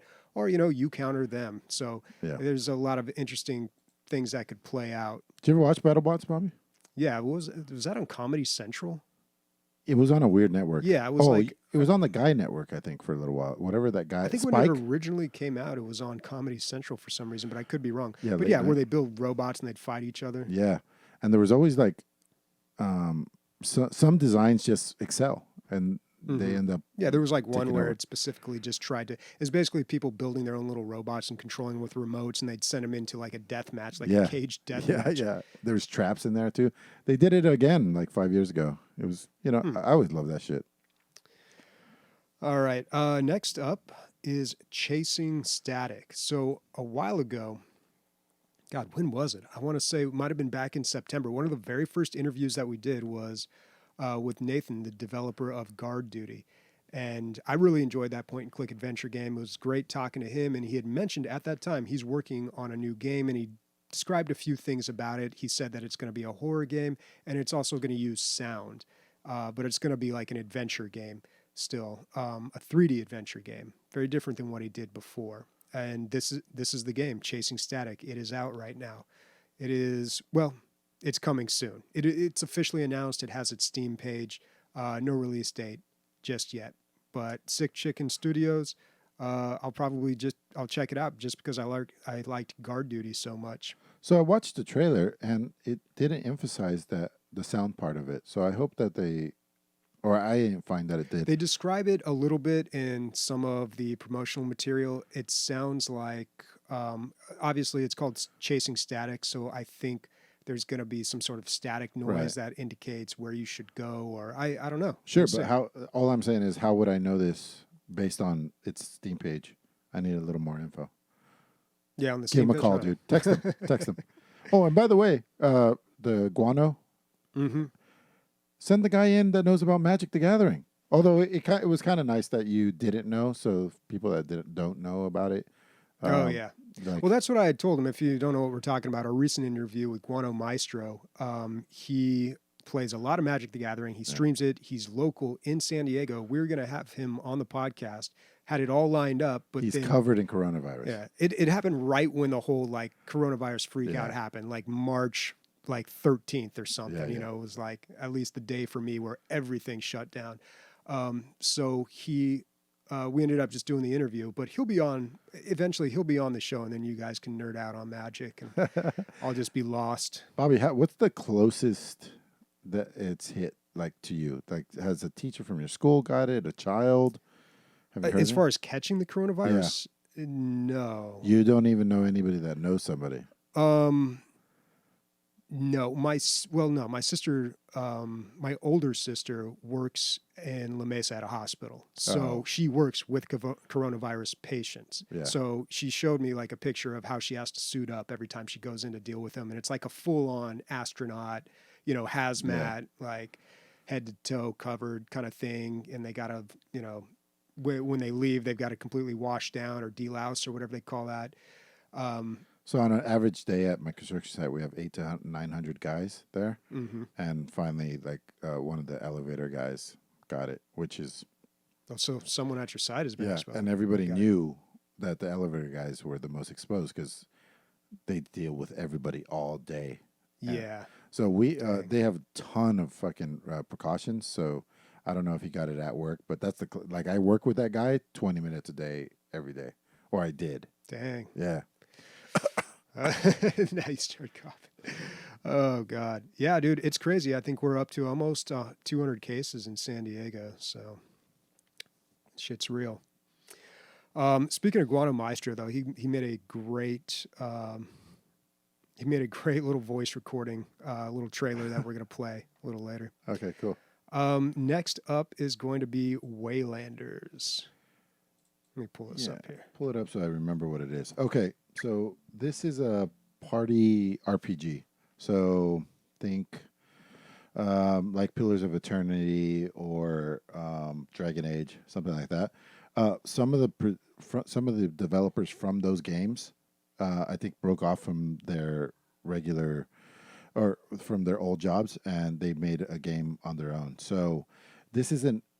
It's weird because it's a real time party RPG, which doesn't make a lot of sense because like usually it plays like Dungeons and Dragons, wherever you have your initiation roll and you see who goes first and whatever.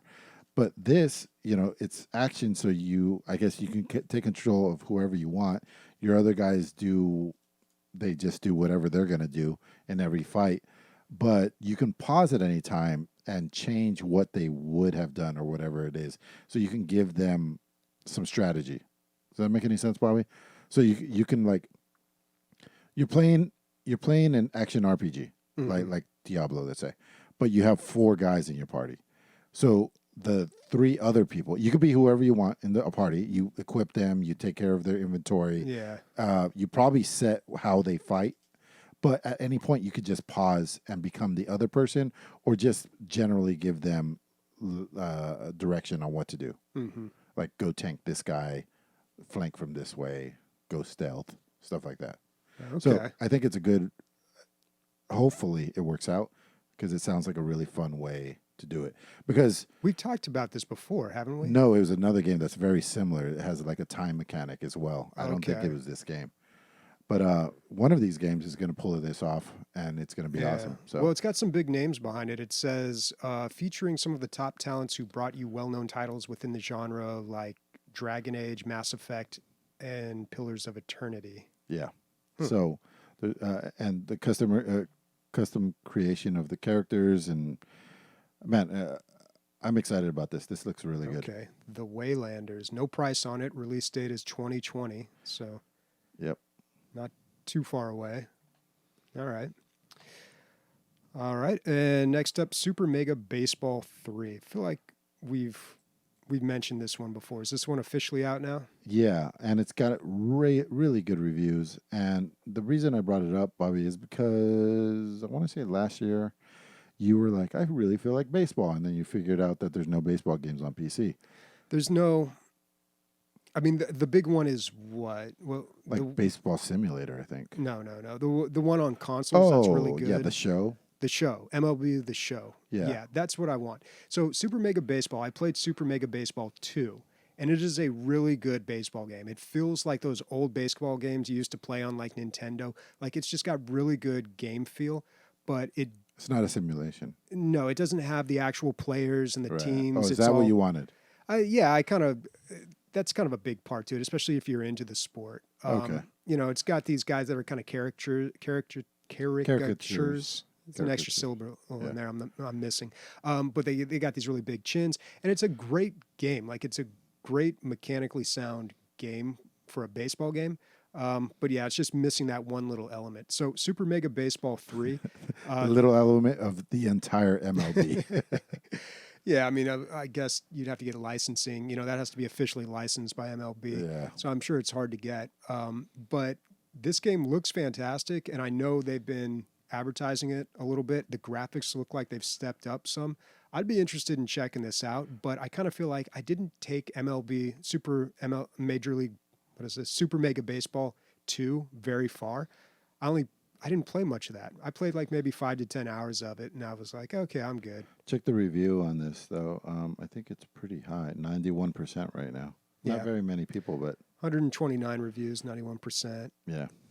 Yeah. There are holes in the PC gaming game, dude. There's like we're not perfect, and a lot of it is sports games. So it's just well, it's unfortunate because I think it just comes down to reasons outside of a lot of people's control, like licensing. You know, like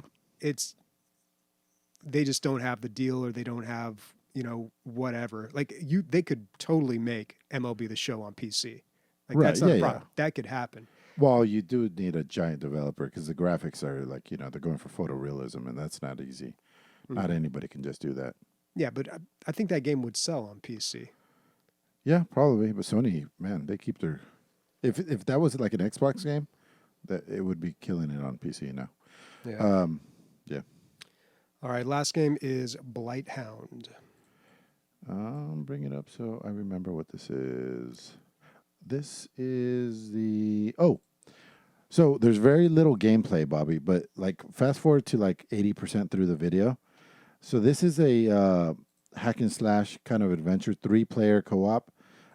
They call it an action RPG, or they're going like dungeon crawler, they called it. It looks more like a side scroller beat 'em up, but look at what this looks like, dude. It looks like Darkest Dungeon if they were fully animated and you could walk around and just freely attack. Like if Darkest Dungeon was like an action game. Mm-hmm. You know what I mean? Yeah. They look like paper cutouts, highly detailed, and all fighting each other. Or to think of like Golden Axe, or what's another it's one? a brawler beat 'em up. Yeah, brawler beat 'em Streets up. of Rage. But that's not what they call themselves. They call themselves a dungeon crawler. So I don't know, but I think it looks fucking fantastic. And I said last week, I think when we were talking about Streets of Rage 4, that this is not my kind of game, but suddenly you add dragons and swords, and I'm like super excited. You know what I mean? Yeah. Ronimo Games. That sounds familiar. Oh, Awesome Knots, dude. Hell yeah. There you go. Awesome Knots. Yeah. Fantastic game. Loved that game. And that's kind of their art style too. Now that I think about it. Oh, they're very Saturday morning cartoon. Yeah. Yeah. Awesome Knots. Was it Awesome Knots the one that had to calm down the titties? No, that was that was like a Awesome Knots clone, right? It was a similar game. It was a MOBA, a side-scrolling MOBA, 3v3, and I can't remember what the it was titties called. were just ridiculous. Yeah, it got like censored in some Asian countries. Yeah. And so they had the censored versions. We can't have tits in our country. Yeah, Ronimo Games. Wow. Okay, that's cool. That's got me interested now. Yeah. Because I loved Awesome I thought you were going to love the art style, man. Check it out again. The art style looks good. Take it one more time. The gameplay, I'll bring that up again. Yeah. No, that looks great. Yeah. I thought it looks fucking awesome. Cool. Man, we're only on Under the Radar. This is a long episode. Nah, it's not that long. We don't have much left here. Okay. Sure, buddy. But this is from, hopefully you caught that last interview that we did, but I want to play a quick promo here from Guano Maestro, something that he put together.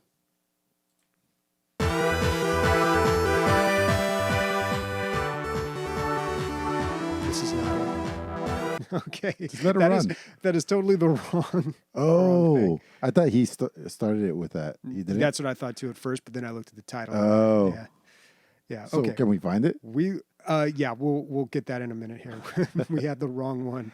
He seems like a likable guy, man. I like the. Oh, I only listened to half of it, but he's like very outgoing and stuff. Yeah, very outgoing, very talkative, very very knowledgeable in Magic the Gathering, and you can tell that he's got a background in radio. Like he just kills it. So let's just talk a little news while we get that together. First up, Larian Studios, guys behind Divinity. The greatest RPG of all time. Yeah, I will agree with that. Yeah. It's a bold statement, but it is true. It is true. This article is on PC Gamer. It says Larian is playing around with Divinity Original Sin 2 and teases June announcements. This is coming from a tweet from Larian Studios. They're going to have some announcements in June regarding Baldur's Gate 3, which they have been working on. And somebody asked them, that's great, but I really miss Divinity Original Sin 2. I wish you guys were doing more.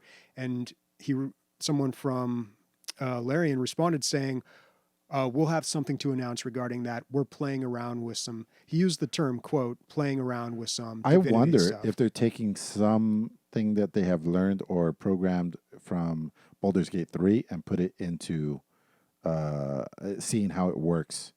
You know what I mean? Yeah, maybe. I don't know if it's going to be a crossover between the two. It sounded No, that's not what I'm saying. I'm saying like mechanically or program-wise. Some sort of mechanic that they put in that was great and just kind of like reverse engineer it. Yeah, maybe. But either way, like I absolutely love Divinity Original Sin 2. I think it's one of the best games made ever. So any new content for that, I welcome. All right. Oh, by the way, Let's give our thank yous out. Yeah. You want to handle it? Well, I'll do this one. This is the only one that I have on screen. But Killer Fuzz, who's my nephew, he's going to have a baby in 2 months, and he now has 8 cats. I just found out this morning. 8 cats? Yeah, well, mother-in-law moved in, and she brought 6, and they had 2. So now they have 8 cats and soon a baby. So it's going to be a full fucking house, man. But he said, love you guys, miss you guys. Bobby looking good. Emilio's dad thighs are killing it, because I always wear shorts. Can't wait till the new Baldur's Gate. Awesome. And, I was thinking of him because when we were talking about RoboCraft, he was built, probably one of the guys. Oh, he built a dick. He built a giant dick. Yeah. Yeah. He was the TTP. Yeah. The dick dozer. He kept yelling it out, dude. The dick dozer. The dick dozer. Because he does a good Macho Man impression. The dildozer. The dildozer. That's what it was. Yeah. Yes. We are super fucking mature around here, dude. God, that was like 5 years ago, right? That was a long time ago. Yeah, man. God, how the times have passed us by. This is what I used when he was born, when he was a little baby, about Luna size. I used to pick him up, and his brother would lay on one side of me, and his sister would lay on the other side of me, and we would see who the baby would drool on, Nick, and just move him back and forth and see where. I would just force them to do this because I was like a punk. This is what you do when you're a kid. And now he's bigger than me. Could probably beat me up. Wow. Yep. All right. Well, one more shout out earlier in the show, right before the show started, actually. Jeff, thank you much. Thank you very much for that subscription. Yeah, thanks, man. It's always nice to get subscriptions this time of the month. Usually we get them at the beginning, but we welcome them anytime. Fuck yes. All right. Next news article here. Steam can finally help you choose which of your games to play next. This is from an article on VentureBeat. This is talking about one of Steam's features, one of their experiments that have actually gone into Steam. This is the one that looks at your library, looks at what you've played, looks at what your friends have played, looks at what you have the most hours in. I don't know, some sort of algorithm, and determines, hey, this would be a really good recommendation from your own library of a game that you should play next. I think the way it works is it looks what you have 0 hours played in, and then it cross-references that with popularity and how good the game is rated.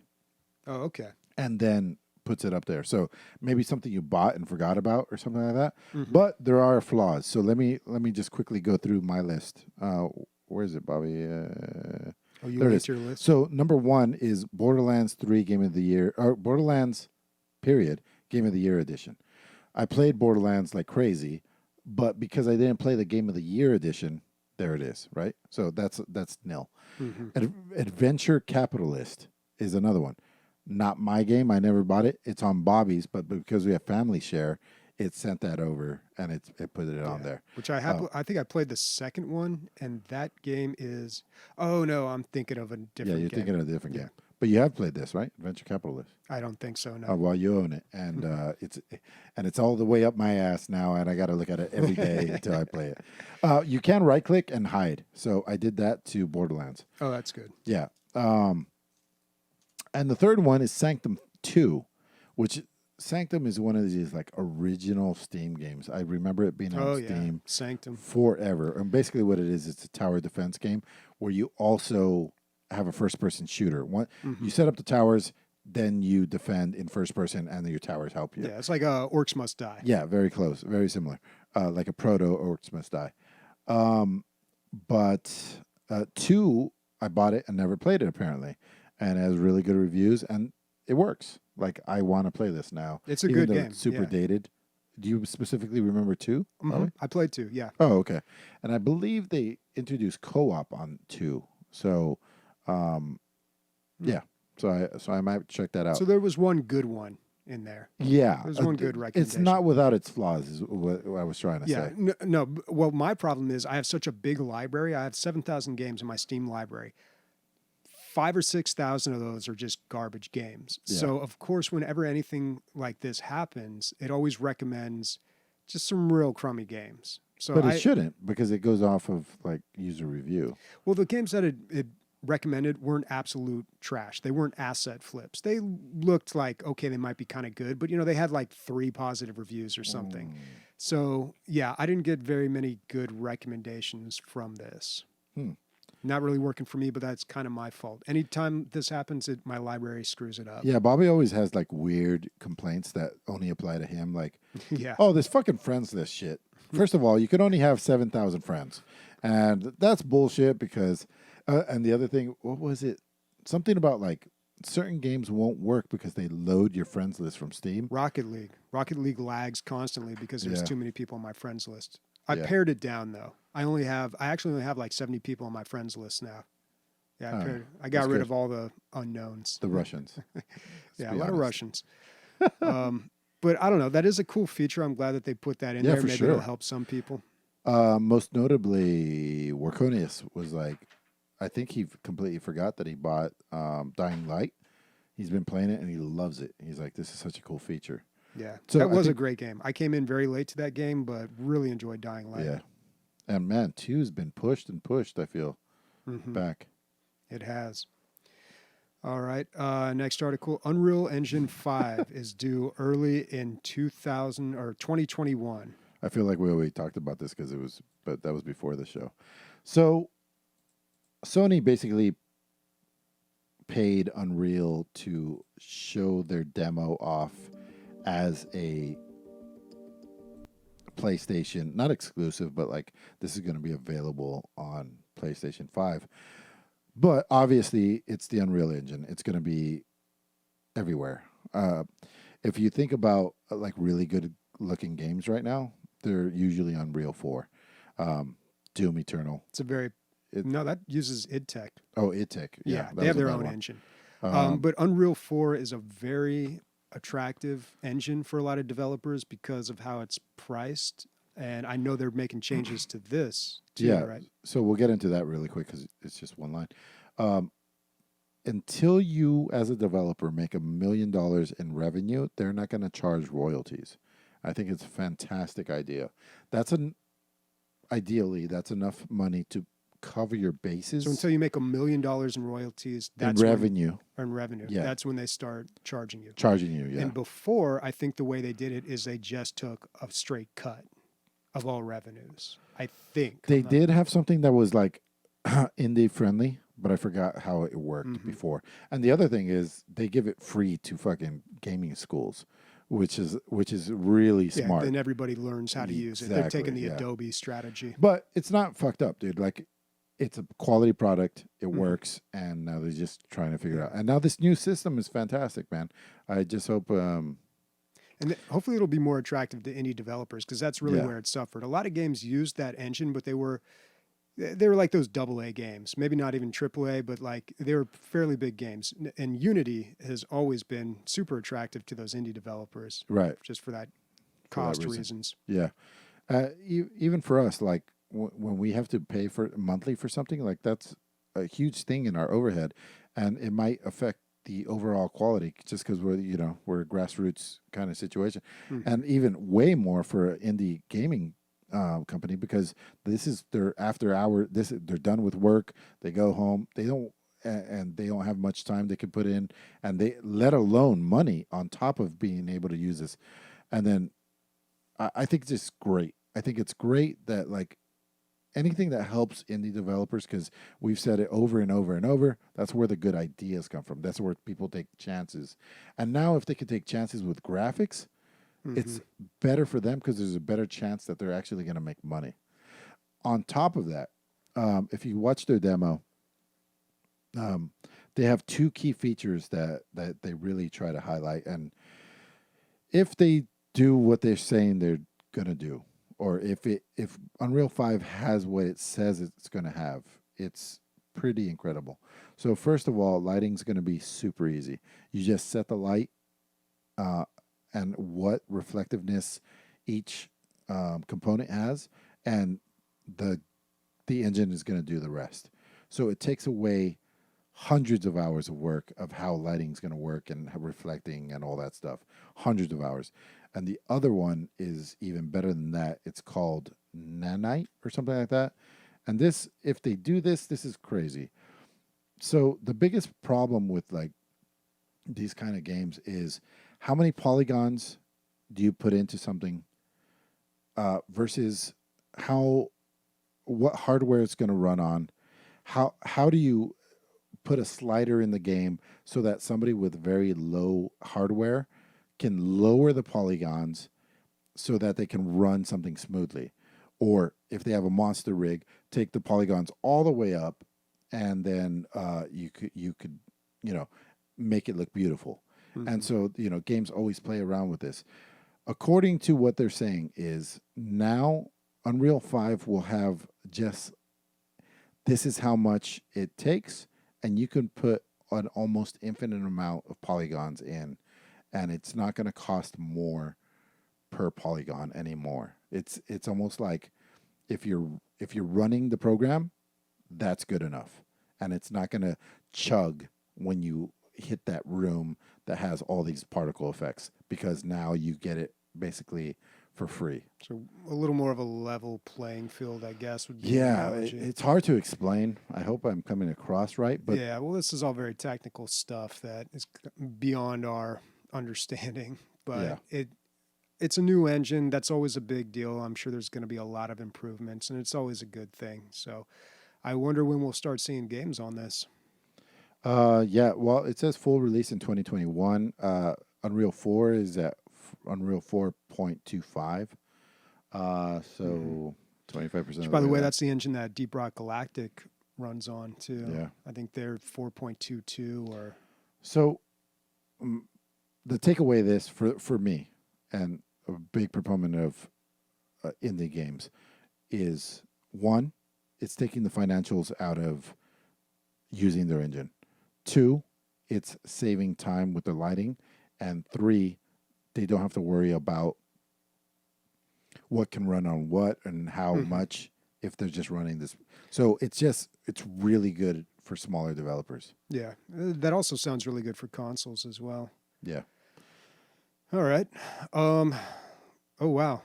Nick just gifted a sub to Discreet Creep. Awesome, man. Thank you very much. Thanks, man. All right. That is it. He's so discreet. He hasn't even spoke to that. He hasn't. Yeah. All right. We've got that promo ready. So as we transition here, I'm going to play this little audio from Guano Maestro. Hey everybody, it's your old pal Guano Maestro, and if you haven't been tuning into DL Gaming, you are blowing it. Catch their live Twitch channel, digital_logic, that's logic with a K, at 5 p.m. every Tuesday. And if you want to find me, just go to the Twitch channel Tuesday through Friday starting at 9 a.m. That's Guano Maestro. You can sub me on YouTube, join my Discord, I'm on Insta, the Twits, and also Facebook for old people. DL Gaming is the shit. That might be our new intro. fantastic job with that. So yeah, hopefully you listen to that interview and check out his stream, especially if you're into Magic. Definitely check it out. Like, he really gets into it. Epic Tryhard Phase coming in with the Twitch sub. Thank you very much, man. 10 months. Thank you, homie. 10 months. Almost at that year. All right. What do we got up next here? Am I going to try something here? Oh. Well, what's it called, Bobby? Serpentinas? No. What's this segment called? Is this correct? Bobby tries a Mexican? Yeah, that's right. Okay. Where is it? I've been warming up with my butt the whole time. Jesus. You've been sitting on it? I don't know if this is sanitary, dude, especially after that elevator guy story. So this is where Bobby tries a Mexican candy. Bobby, I need you to go in with an open mind, because your idea of candy needs to be expanded. Because last week your biggest complaint, although I think you liked it, your biggest complaint is that it was hard to put it in the candy bracket, right? Yeah, it tasted more like a steak rub. Is that I felt like, yeah. Oh, geez. Okay, so this is called Serpentinas, because it's a long. It's kind of like a fruit by the foot. It's just a rolled up, skinny thing. So it's kind of like a serpentine. It's got the ingredients on the back. Can't read them. They're in Spanish. It's probably good. Yeah. Oh, it's rolled up. It's like a fruit by the foot.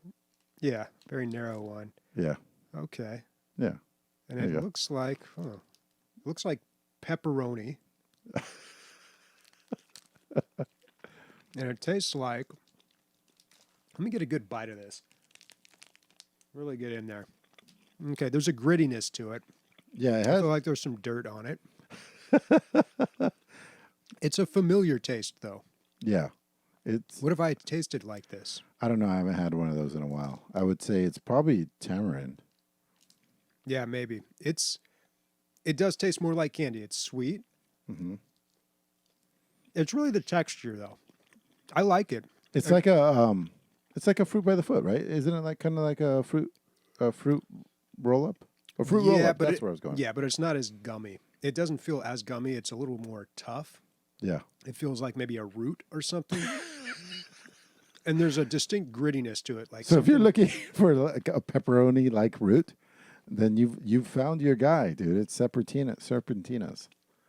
Serpentinas. Yeah, this one, it's better than last week. This one's not that bad. Not that bad.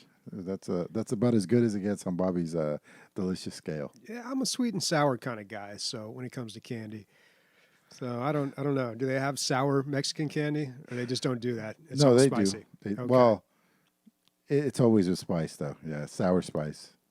So like Takis. Okay. Have you ever had Takis? I have had Takis. I believe Chi brought that in one time. Yeah. Yeah, they're pretty good. Okay. Yeah. My fingers are all sticky now, so I'll have to work around that for the rest of the episode. But yeah, not bad. Getting better here. Serpentinas. Recommend.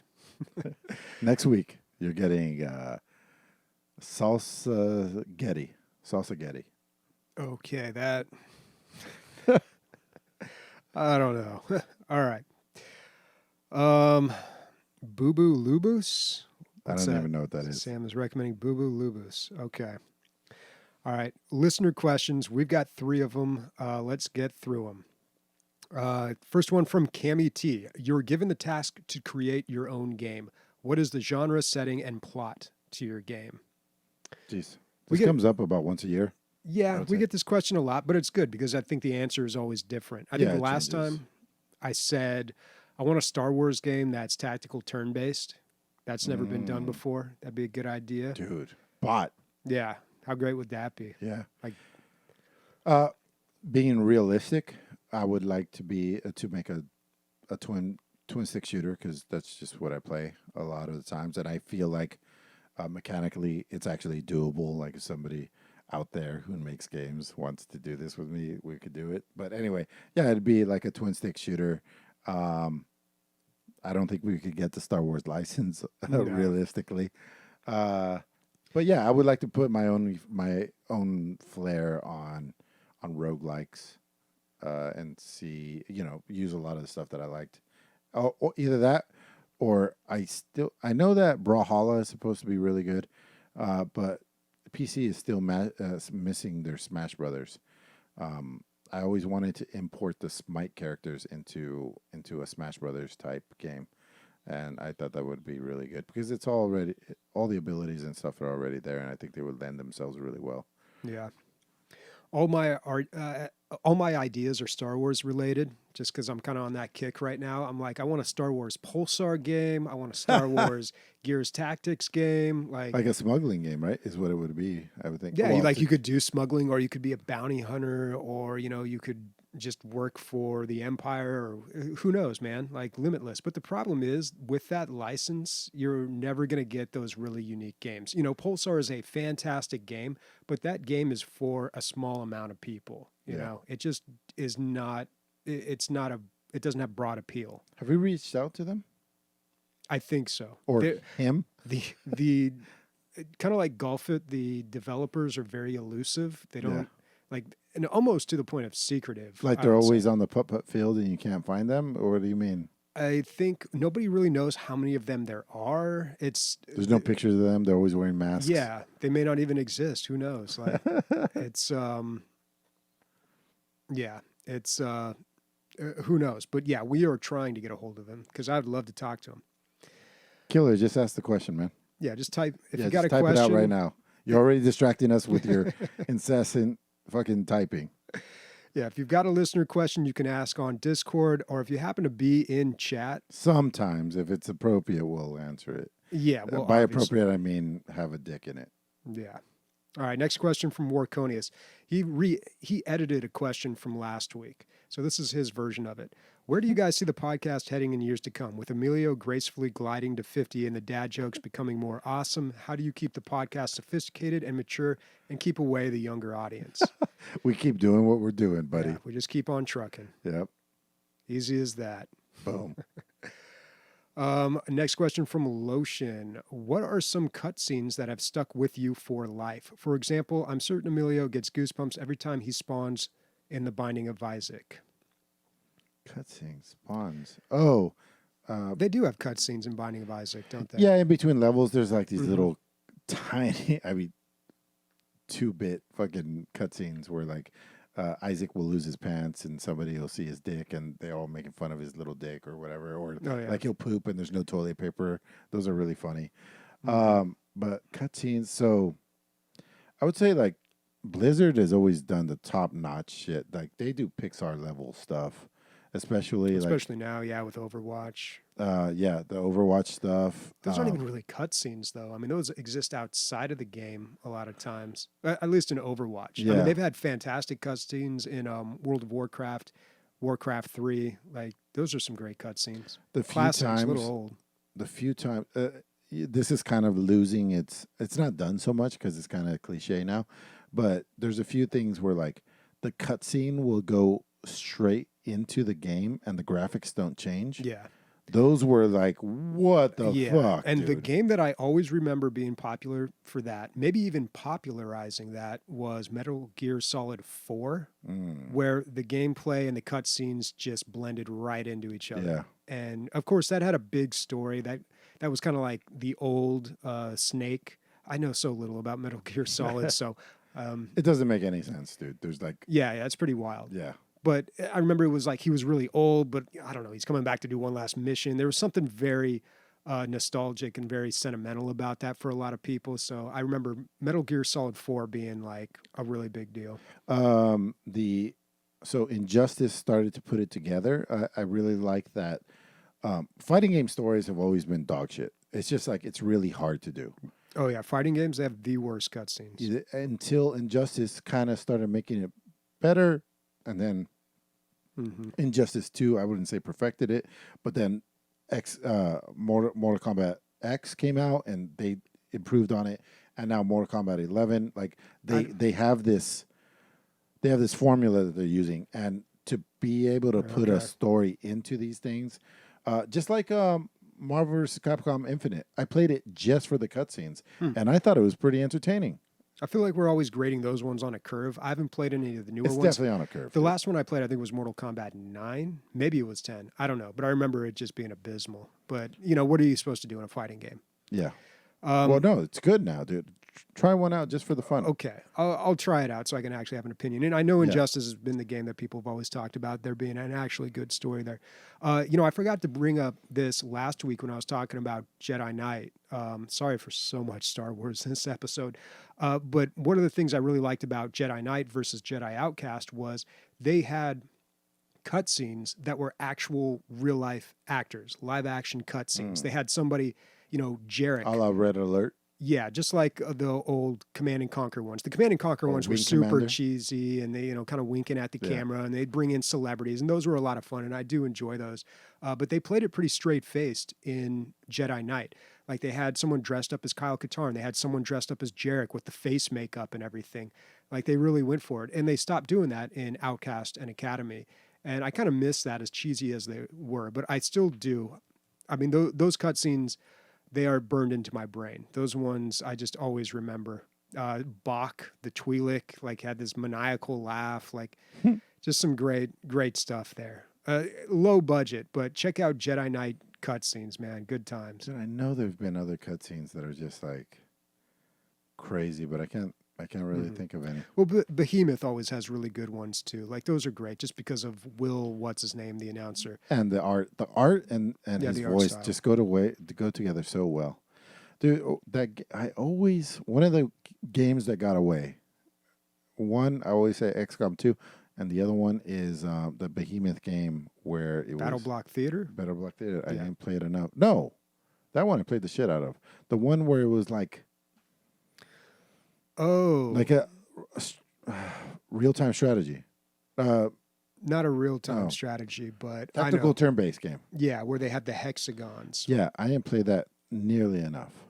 Like Me neither. At all. I played it a good amount. Pit People. Pit People. Yeah. I played that a good amount, but not as much as I should have. Yeah. Battle Block Theater, I think, really had the best cutscenes. I played the shit out of that game. That was a good game. So our listener question from the Too Much Caffeine Killer Fuzz is Emilio and Bobby. This is the situation. EverQuest 3 comes out. Sam says she will take the kids away for the month. Bobby, you have off work for a month. The question is, who's your 5-man team or 10-man team to go in for a month's rate? I know what you're trying to get here at, and you're not going to be on the team, dude. So sorry about that. Will Stamper was the name of that guy, by the way, who narrates the Behemoth games. Yeah, there's probably a clip, Bobby. You can play real quick of it. Yeah, we could, but I want to stick with this question All right, for cool. a minute. So EverQuest 3, 0 interest, man. Like, I've never played an EverQuest game. I don't see the appeal. I would totally give it a shot if I didn't think my life would be drained away, but I don't know. So Bobby wouldn't be on my team either. If I could clone myself and have 4 of me and Chad, that would work because Chad is good at analyzing how to beat things. So I need him. And then the other 4 of me would just run into battle and die. We wouldn't get anywhere, but it would be fun.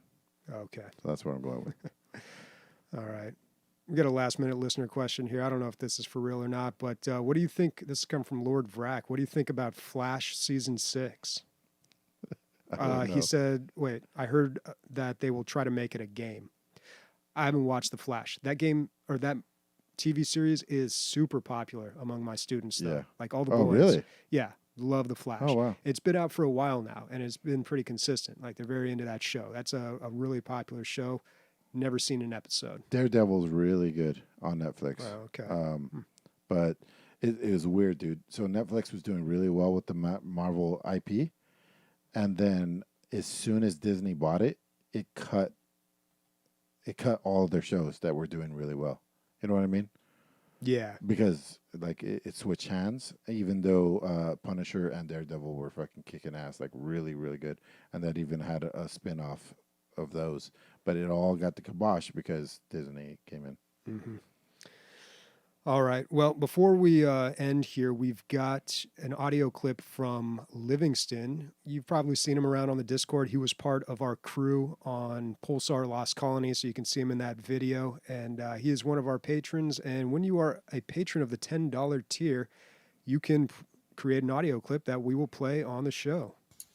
What's up, everybody? Welcome to another episode of Why I Support the DLG podcast. I'm the Livingston, and I support the podcast because my wife doesn't look at the credit card statement, so I won't get in trouble for my Patreon sub. But really, these guys have introduced me to so many games I never would have given a second thought to. Between Deep Rock, Pulsar, New World, Slapshot, and all the others, I'm never having to try very hard to find something to play. On top of that, they've created a great group of people on Discord that are always down to play something, so in these times of social isolation, I'm finding myself more connected to the gaming community than ever. So, if you're enjoying your time listening to the best PC gaming podcast around, consider joining me and the crew in the Discord server. And if you're feeling extra generous, hop on over to Patreon and help them reach some of those Patreon goals. Livingston out. God, we didn't even pay that guy anything, dude. I know. That was Flattery awesome. will get you everywhere. He has a sweet, buttery voice, dude. He'd be such a better podcaster than me. It's a good mic, man. He must have a very nice mic. Yeah, but you can catch him on our Pulsar YouTube video, which we need to make more of. That playthrough that we did on that YouTube video, there was a lot of learning going on. Yeah, but and learning is not fun. Yeah, it's not entertaining. But we should record when we do our biscuit runs, and I think that'll make for some. That sounds boring, too. Oh, dude, no, you've never tried to slang biscuits across the galaxy, man. No. It's not as easy as it sounds. I've never been a biscuit barterer, dude. All right. Well, what are we playing next week? We had talked about playing Kentucky Route Zero, both playing it and then talking about it. Are we going to do that this week? Yeah, I think that'll be the game this week. Okay. Yeah. All right. I can commit to that. I don't know what the time to beat is. What do you think the time to beat is on that? Well, let's look it up because there's multiple chapters to it now. But I think if we make it through a good part of the game, it'll be good. And yours, talk about. You're gonna fly through it, dude. I don't play point and click adventures, but it has a really good reviews, so we're gonna give it a shot.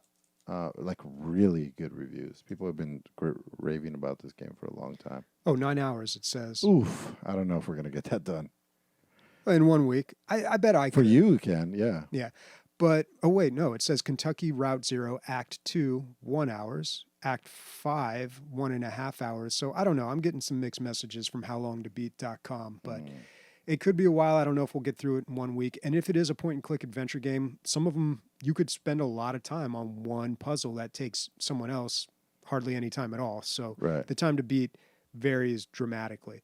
But I'll probably play this. I think I'm going to continue to play some Battlefront 2 here and there when I have a little bit of time, and possibly Stronghold 2. Been meaning to play that game. All right. Now, speaking for Bobby, absentee casters that are almost like ghosts now. LucasArts titties, everybody. Bye. Oh, fuck, titties. I should have went with Light and Magic. What is it? Industrial Light and Magic? Yeah, ILM. Yeah, ILM titties. That